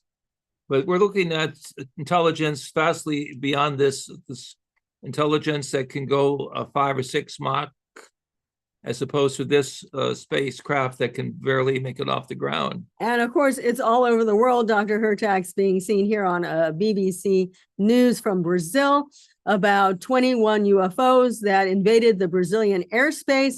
And in 1986, I was there. I got the pictures from the top levels and showed it with our NASA scientist that did not want to make comment on it, but you can see on the far left of the screen over 11 spheres, each one the size of a football field, in formation. And then on the right, my picture with respect to other researchers behind the scenes who were amazed that these interesting uninvited spacecraft encircled one of the nuclear facilities being built in Brazil. Yeah, oftentimes, and I think that's why, I would just say, I guess to say why so many have been seen over Syria and the Middle East and Iran as well, in Iraq. But, I think that they are concerned with what we're doing. Now, who are they? Well, they are a variety of different extraterrestrial intelligences. So that's what makes it so complex. We say there's 3 reasons that there is no disclosure, although that's starting to end. The first is they've been covering it up for so long, and Roswell is coming up very soon next, And secondly, because of the excellence of spacecraft that would give us interplanetary abilities and maneuverabilities. The technology that we're gaining from it. And the third is the complexity of the extraterrestrials themselves. There's not one UFO that's coming and visiting. It's a complexity of everything from reptilians to, we'll say, those that look like us, which should be a shock to many people, but not your people. But according to our colleagues, Harold Putoff with National Security and Russell Targ, formerly of Stanford Research Institute, we have a plethora of information that's not coming out. So we're being prepared to fasten our seatbelts, because this is going to be a roller coaster ride. And every one of your team should look at the Age of Disclosure on Amazon Prime, and Marco Rubio's there and others who talk about this. So we just I'd like to close with this okay message that was sent into space on Voyager number 1 many years ago. We cast this message into the cosmos. It is likely to survive 1 billion years into our future, when our civilization is profoundly altered and the surface of the earth may be vastly changed. Of the 200 billion stars in the Milky Way galaxy, some, perhaps many, have inhabited planets and spacefaring civilizations. If one such civilization intercepts Voyager and can understand these recorded contents, here is our message, quote, "This is a present from a small distant world, a token of our sounds, our science, our images, our music, our thoughts, and our feelings. We are attempting to survive our time so that we may live into yours. We hope someday, having solved the problems we face, to join a community of galactic civilizations. This record of music sounds represents our hope and our determination and our goodwill in a vast and awesome universe." One member of the Academy, Barrett Williams, was one of the instrumentalists that put this with Dr. Carl Sagan at his side on the record that was pressed and sent into outer space on Voyager 1. And I just also want to say, because some people had rumors that ministers and reverends were brought together prior to this to make sure that their congregations were aware. And we've taught at various places as well regarding how this all relates. For example, GTU, Graduate Theological Seminary. And we simply say that the bottom line is extraterrestrials are closer to us than some of these cosmic dimensions. So there's just various layers. That's the cosmology of the Keys of Enoch, if anyone wants to see that. And the Pistis Sophia, one of our books, that there's many layers of intelligence out there. Extraterrestrials are our closest kin in a certain sense. And I think we're going to be part and sharing with them in the very near future. So what's the bottom line? We're being prepared for cosmic citizenship. We're being prepared to use discernment to recognize those civilizations that will work with us and those that will support, we will call the warfaring aspect of human civilization that has now put us in an awkward circumstance of going forwards or backwards.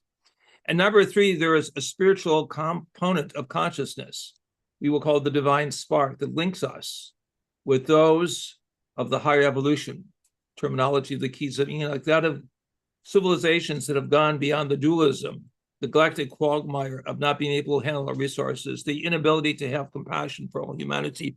We are on a roller coaster ride, but at the same time, it's a joyous experience of what the ancient sages called the opening of the stargates, the Sha'ari Ra. May we be blessed with this great music that we and others have shared from the east to the west, the north to the south, but not the music of our heart.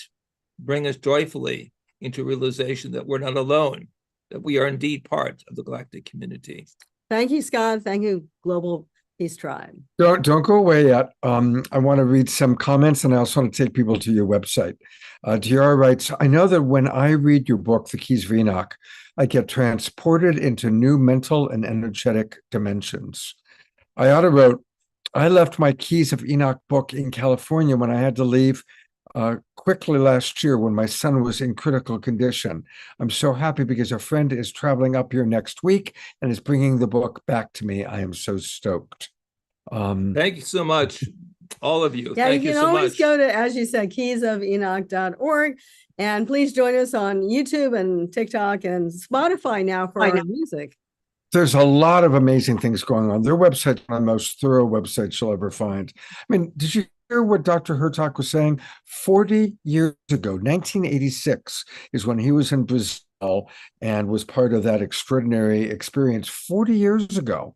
And so for someone like JJ and Desiree, who've been doing this for so long, and by the way, I worked with Gordon Cooper in the 90s when I was producing television, and we had him on the shows. But go to their website, keysofenoch.org. There is so much here. They, of course, are all about future science, bringing it now. So check out their teachings, their books, all the different things. And they travel all over the world. Contact in the Desert. We were promoting that earlier tonight. We're going to be there, of course. We're going to have Captain Ron on the show in a few weeks.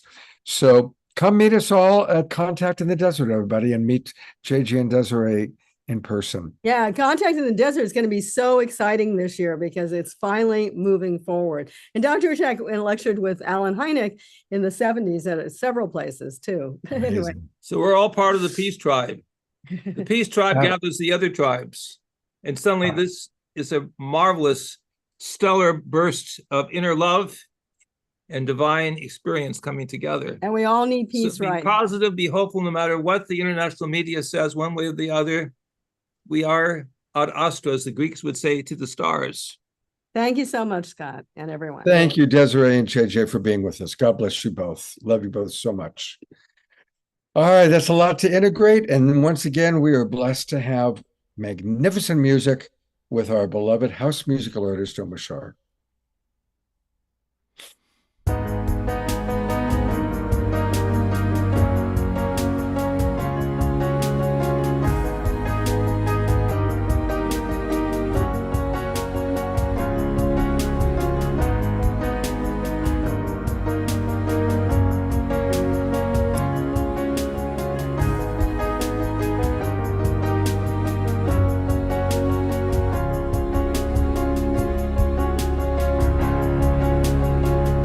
Now we recognize we've been hypnotized. The spell is wearing off, and so now we rise with higher frequencies. There is no disguise. The truth of life itself is now realized. Love is reaching through the hearts of me and you. Our world is waking up to our different points of view, 'cause now we recognize we've been hypnotized. The spell is wearing off, and so now we rise with higher frequencies. There is no disguise. The truth of life itself is now realized.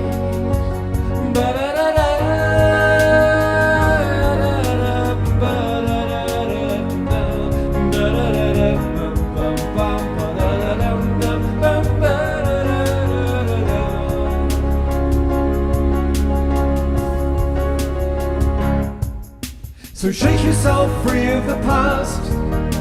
No longer do we walk in the dark, and show each other what we can do, and let our light shine right on through, and let the good of humanity stay, and let the dross simply fade away, and let the mother return to us all, so that love can have her way.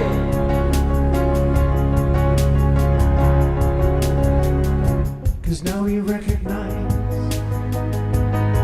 we've been hypnotized. The spell is wearing off, and so now we rise with higher frequencies. There is no disguise. The truth of life itself is now realized.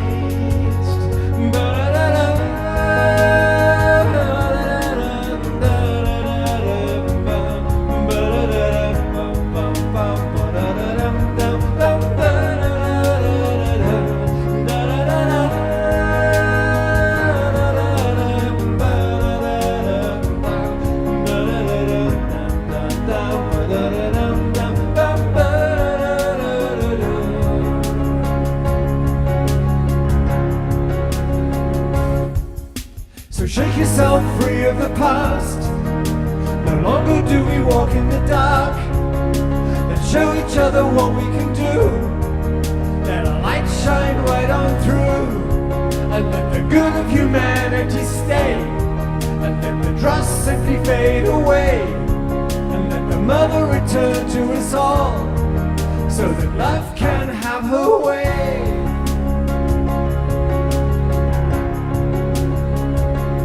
Now we recognize we've been hypnotized. The spell is wearing off, and so now we rise with higher frequencies. There is no disguise. The truth of life itself is now realized. Ba-da-da-da.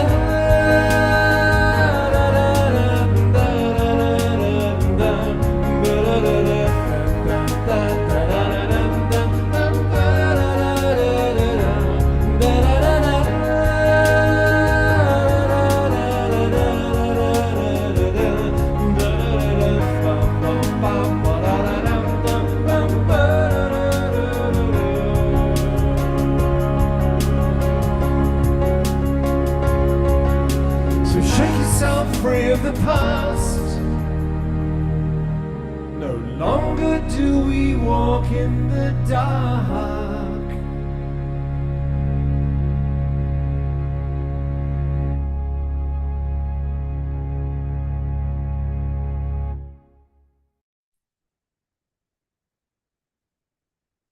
Beatrice says it all. She says, Omashar, a prophetic piece indeed. You are a messenger for sure of cosmic wisdom through your music.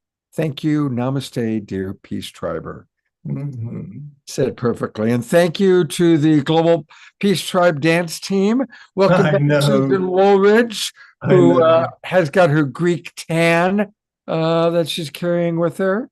So welcome back. It's so enlivening and enriching watching everyone dance because it's like the ultimate compliment. Thank you so much.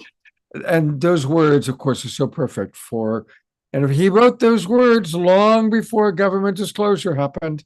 Dude, So we are in tune. we are definitely in tune. Thank you so much, brother. Thank you. All right. We've got a little bit left. And this next one is really important. I'm so grateful for some of the work that people are doing. I mean, JJ and Desiree Hertuck, decades of gathering research and paving the way for us.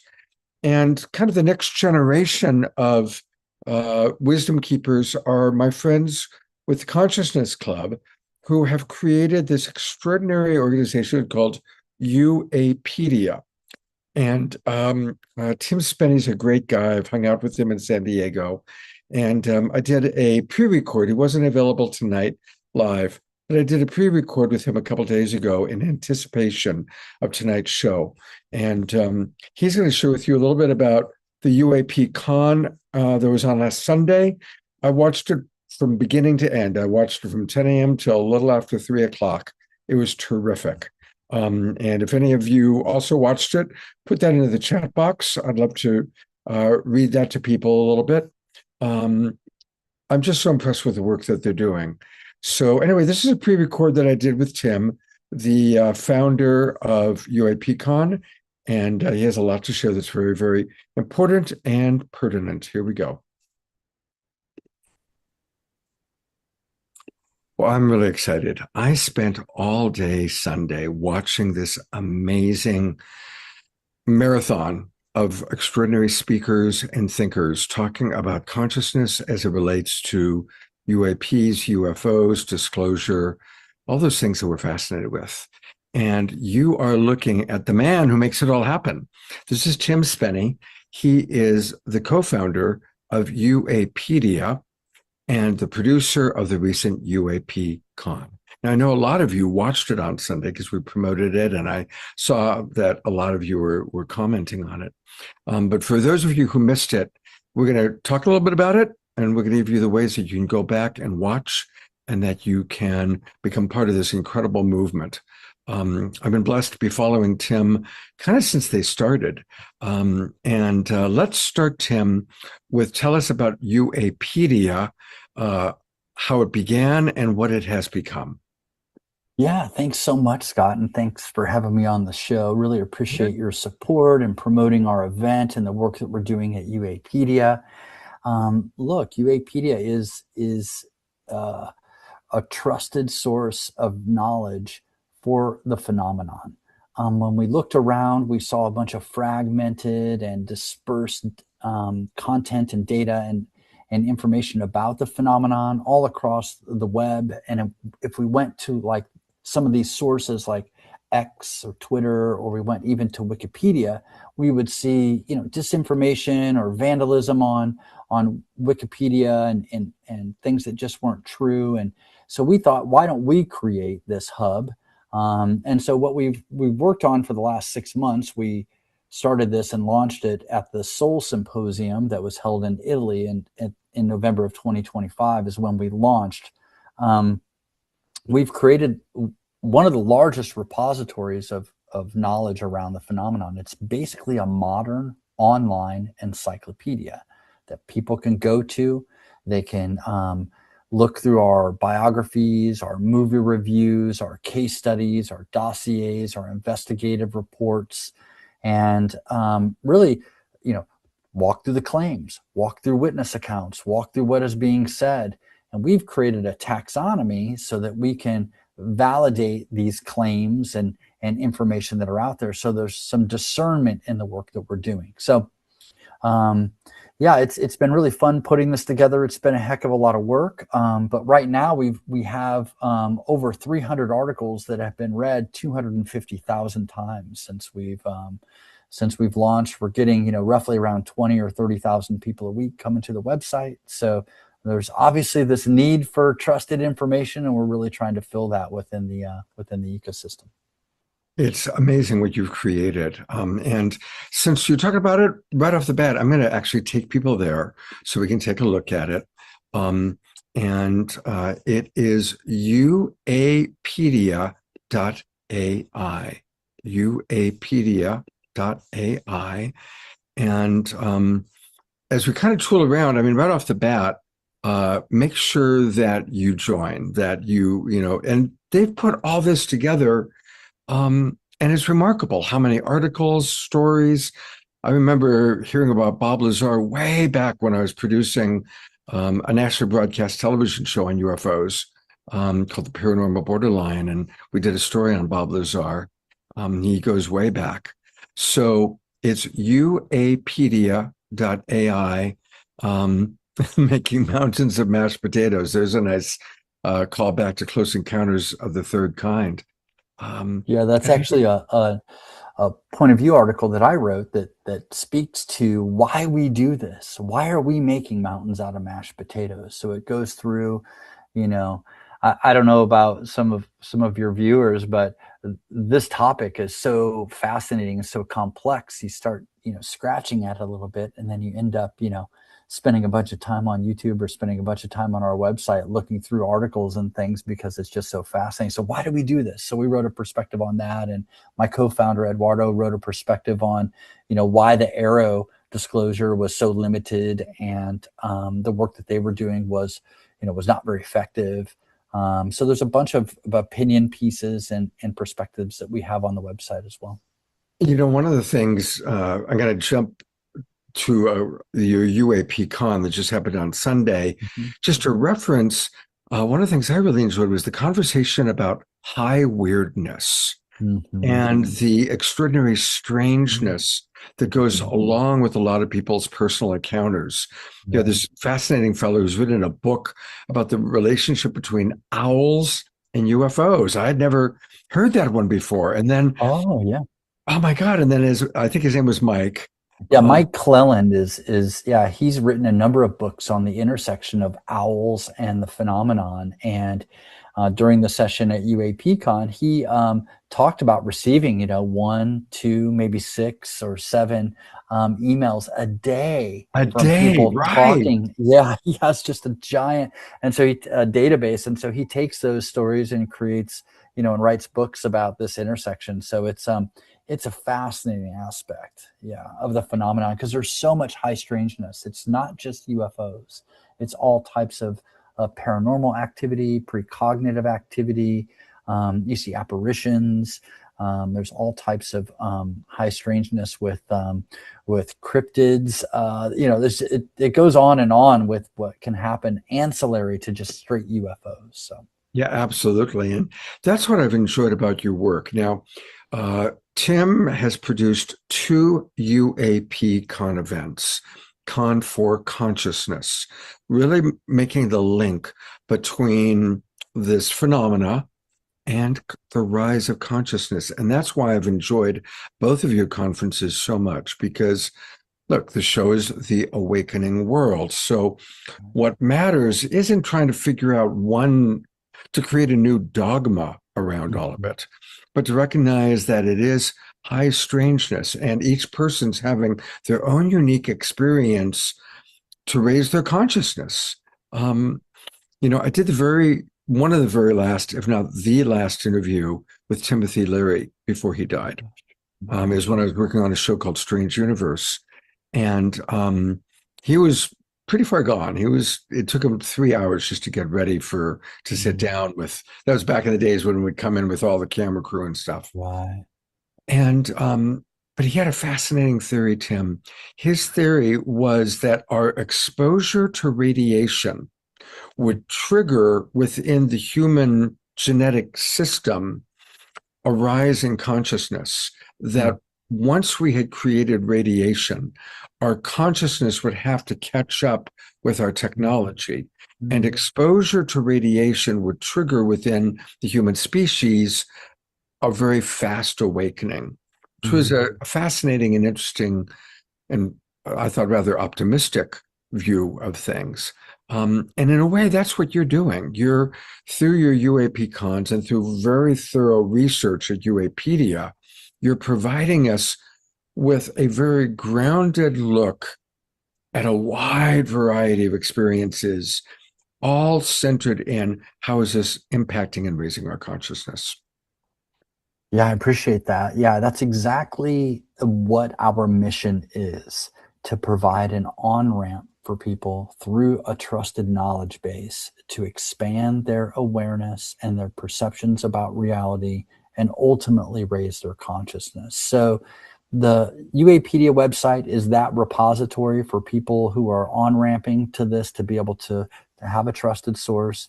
UAPCon, the intersection of the phenomenon and consciousness, is there to help people understand how the phenomenon can raise their consciousness through an expanded awareness perception. So what I mean by that is look, there's a lot of entry points to high consciousness. UFO is trendy, UAP is trendy.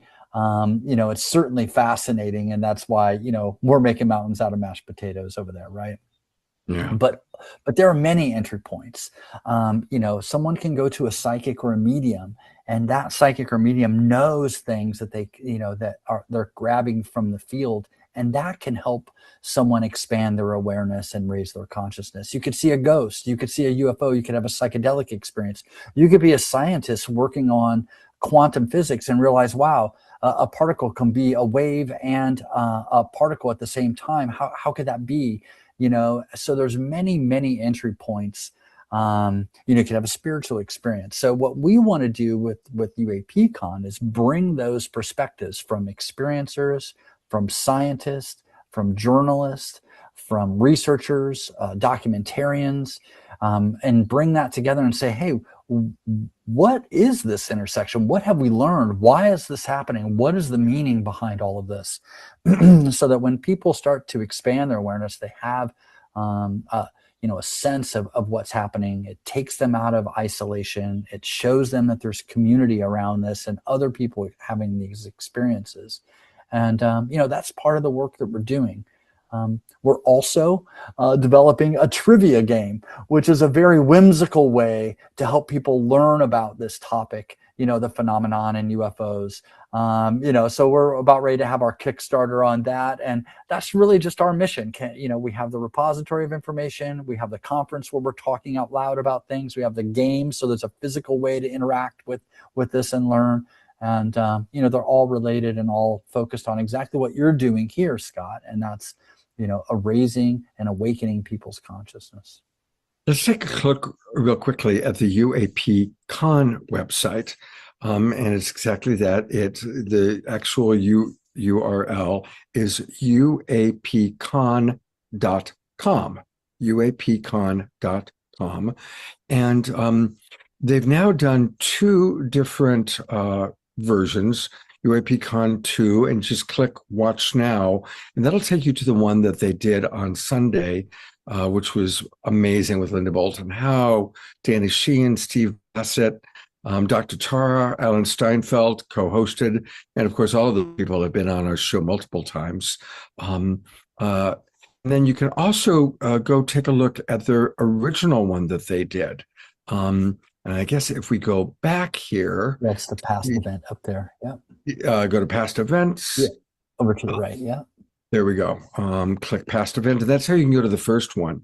And I tell you, I would really encourage people to listen to both.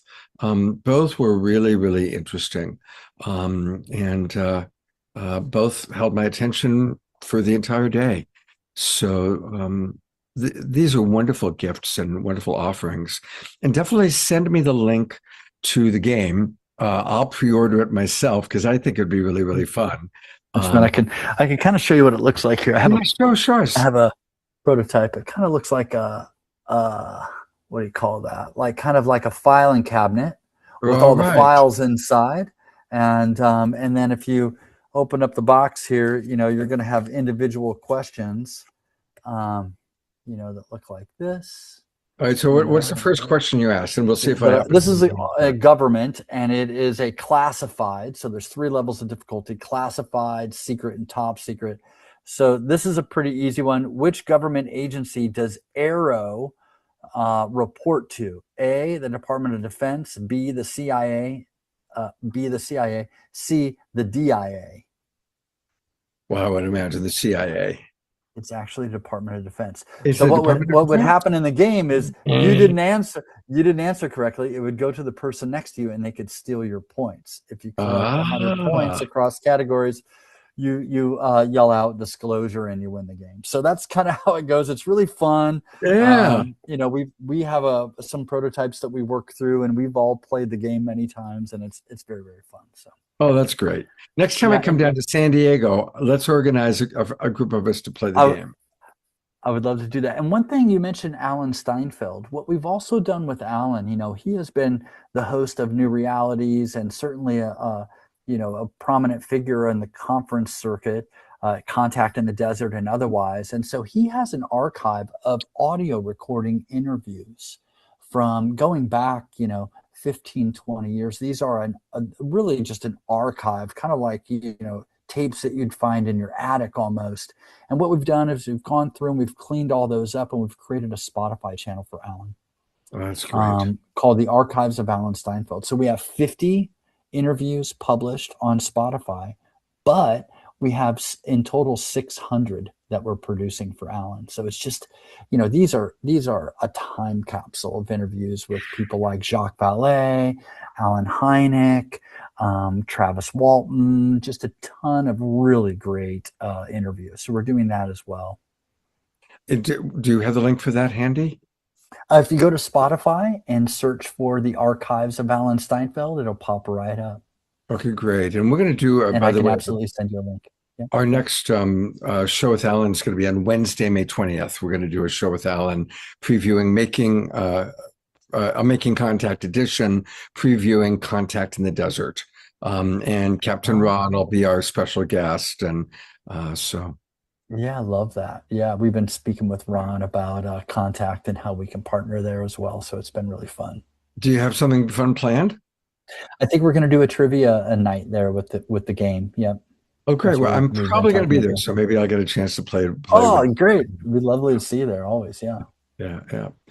All right. Let's go one more time to the UAP Con. And my question for you is, you take a look at these amazing speakers that you had. This is, of course, we're looking at the very first one. Yeah. And if we go back, you'll be able to take a look at the one that just happened. Mm-hmm. For you personally, looking at these different speakers, who blew your mind the most? Who made the biggest impression on you personally? Oh boy, what a tough Sophie's choice here. There's some really big names that were there. We had Linda Moulton Howe and Stephen Bassett, and of course Danny Sheehan were really, they're just masters of their domain, working in this space for multiple decades, each one of them. There was one person who I was a big fan of that was on, and I thought that they had a really good session, and that is Darren King, known as Exo Academian. Darren was on a panel with Mike Clellan, who you mentioned that does the research on owls. Darren King is a person who has a couple of podcasts. One is called Liminal Frames. The other one is called Point of Convergence. And he's a person who has influenced me a lot because he's had the ability to take disparate pieces of information and put them together to try to understand this phenomenon, such as synchronicities and meditative protocols, and what it means when, one person sees, there's multiple witnesses to the phenomenon, but people see different things. And so I think that Darren is a really fascinating listen. I recommend his podcast, but I'm a big fan of all the speakers. I arrange the speakers and put the panels together. So there's not a person on there I'm not a fan of. But I particularly have listened to hours and hours of Darren's podcasts, I should say. So I'm a big fan. Great. Thank you. That's a good tip. My last question for you, how has your consciousness changed? Where were you when this started, and where are you today? Yeah, I'll tell you a funny story. I went to Contact in the Desert 2 years ago. Well, three years ago this May. And it was I went there because I was in complete isolation. I didn't have anyone to talk to about this topic or anything. And I took a book with me from Art Bell. It's called The Quickening. And I brought it with me as an icebreaker so I could have the people that I ran into there sign the book as like a token.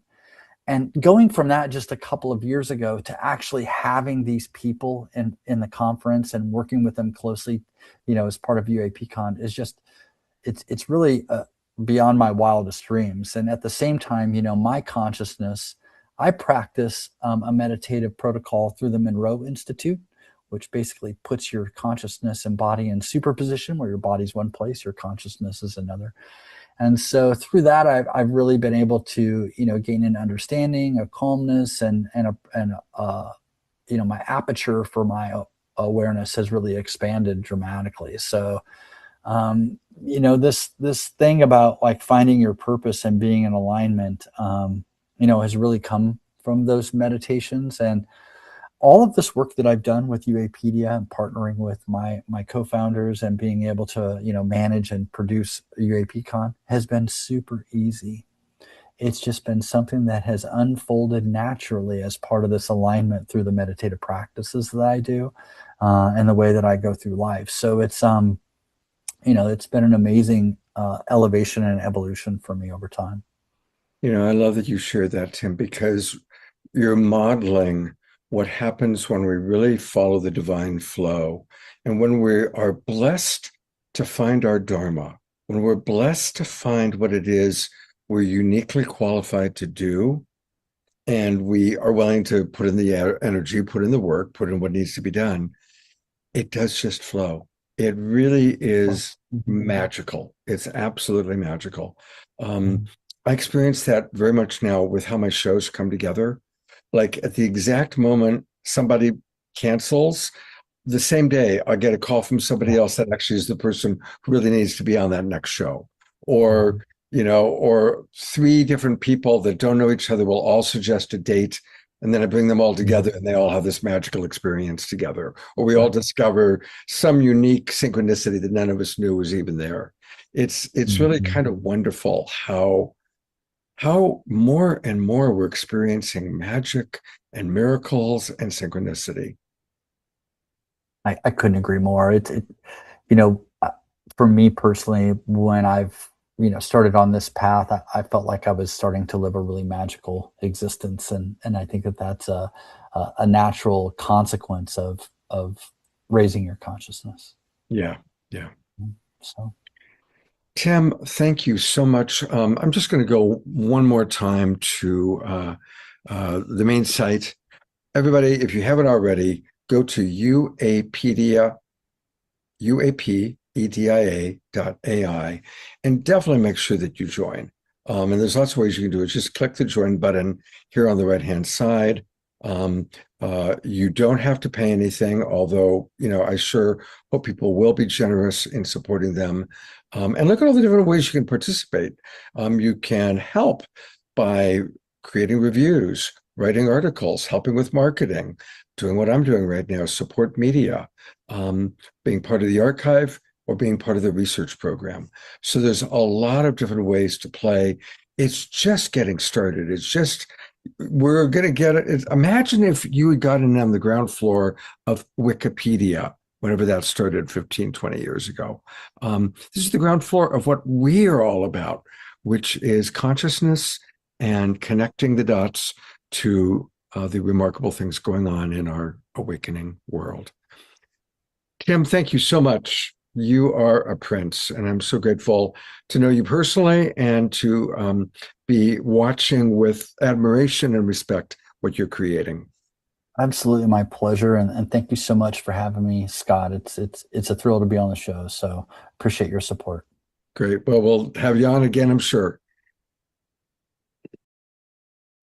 Take care, buddy. When you go there, you'll be amazed with how thorough it is. I mean, there's a lot that they've accumulated. And I was really happy to see how many of you participated in UAPCon last weekend. And for those of you who missed it, definitely go watch the replays. They are fascinating. All right, we still have prayer time coming up with Diara, and then a final cornflower song. So I'm going to turn it over to Diara. Take it away. Thank you, Scott. Whew, just absorbing all these beautiful cosmic energies, all the excitement that we feel here with our feet on this beautiful earth, and the connection that's ever expanding into the cosmos. I'm taking in that beautiful descension energy that Maggie Ann talked about, how we're taking in the starlight into our bodies, taking in the expansion of our connection to that which has always been and yet perhaps never seen, and gently expanding the capacity of our minds, our bodies, our spirits to be able to absorb more of these energies coming in ways that are gentle. We're asking our bodies to let go of any resistance to these changes to mitigate the ascension symptoms. And we're asking that our hearts open more and more to optimal love, understanding differences, releasing the egoic attachment to our way of seeing, our way of being, while holding our sovereignty and yet allowing room for others' sovereignty to exist side by side.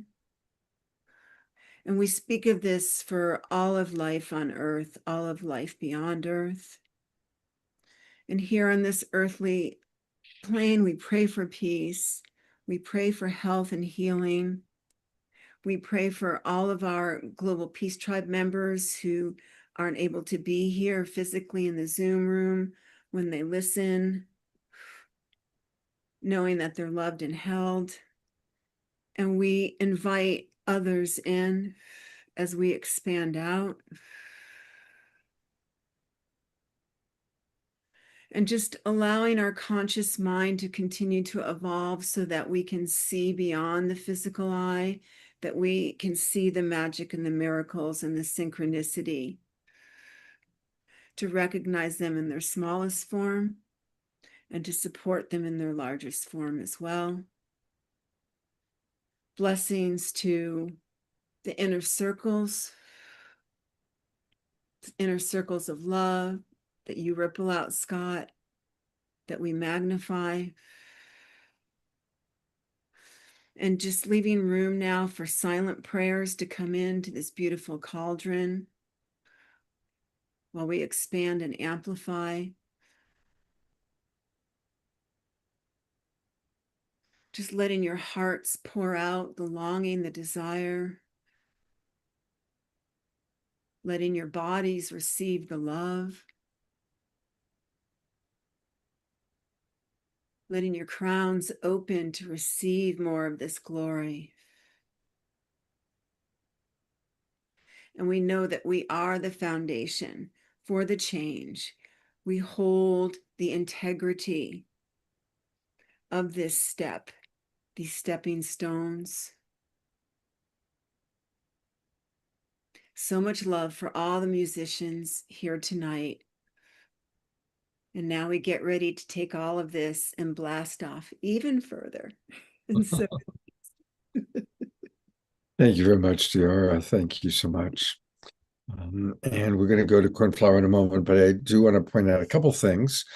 I'm starting the Relationship Mastery course. We did our first course, the kind of the preview for people who are interested in the course this morning. Mashar and Tiara and a few of you were there. And if you're interested in taking the course, please send me a text message, and we can discuss how you might participate.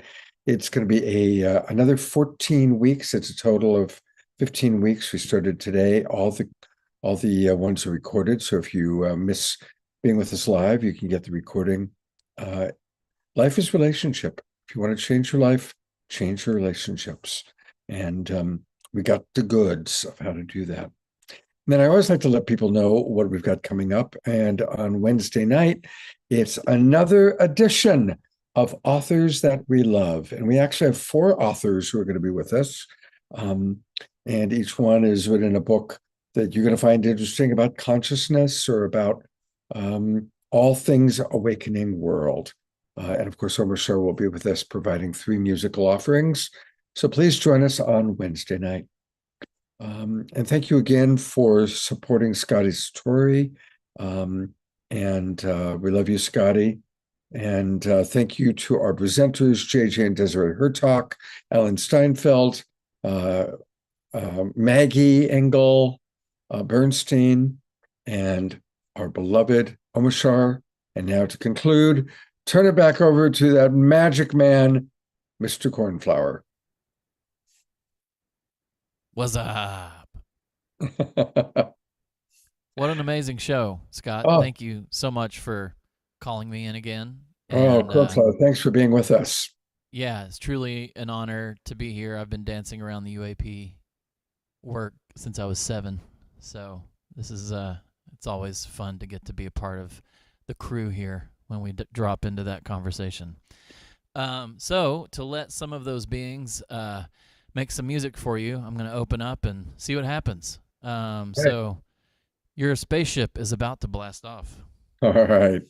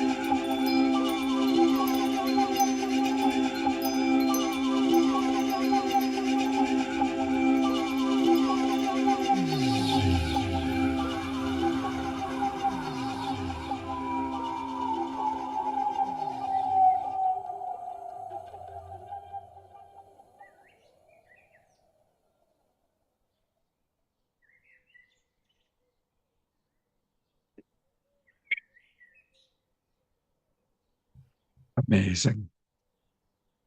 So good to see all of you moving and grooving. So good to see Magic with his beloved Maggie. Good to see you, brother.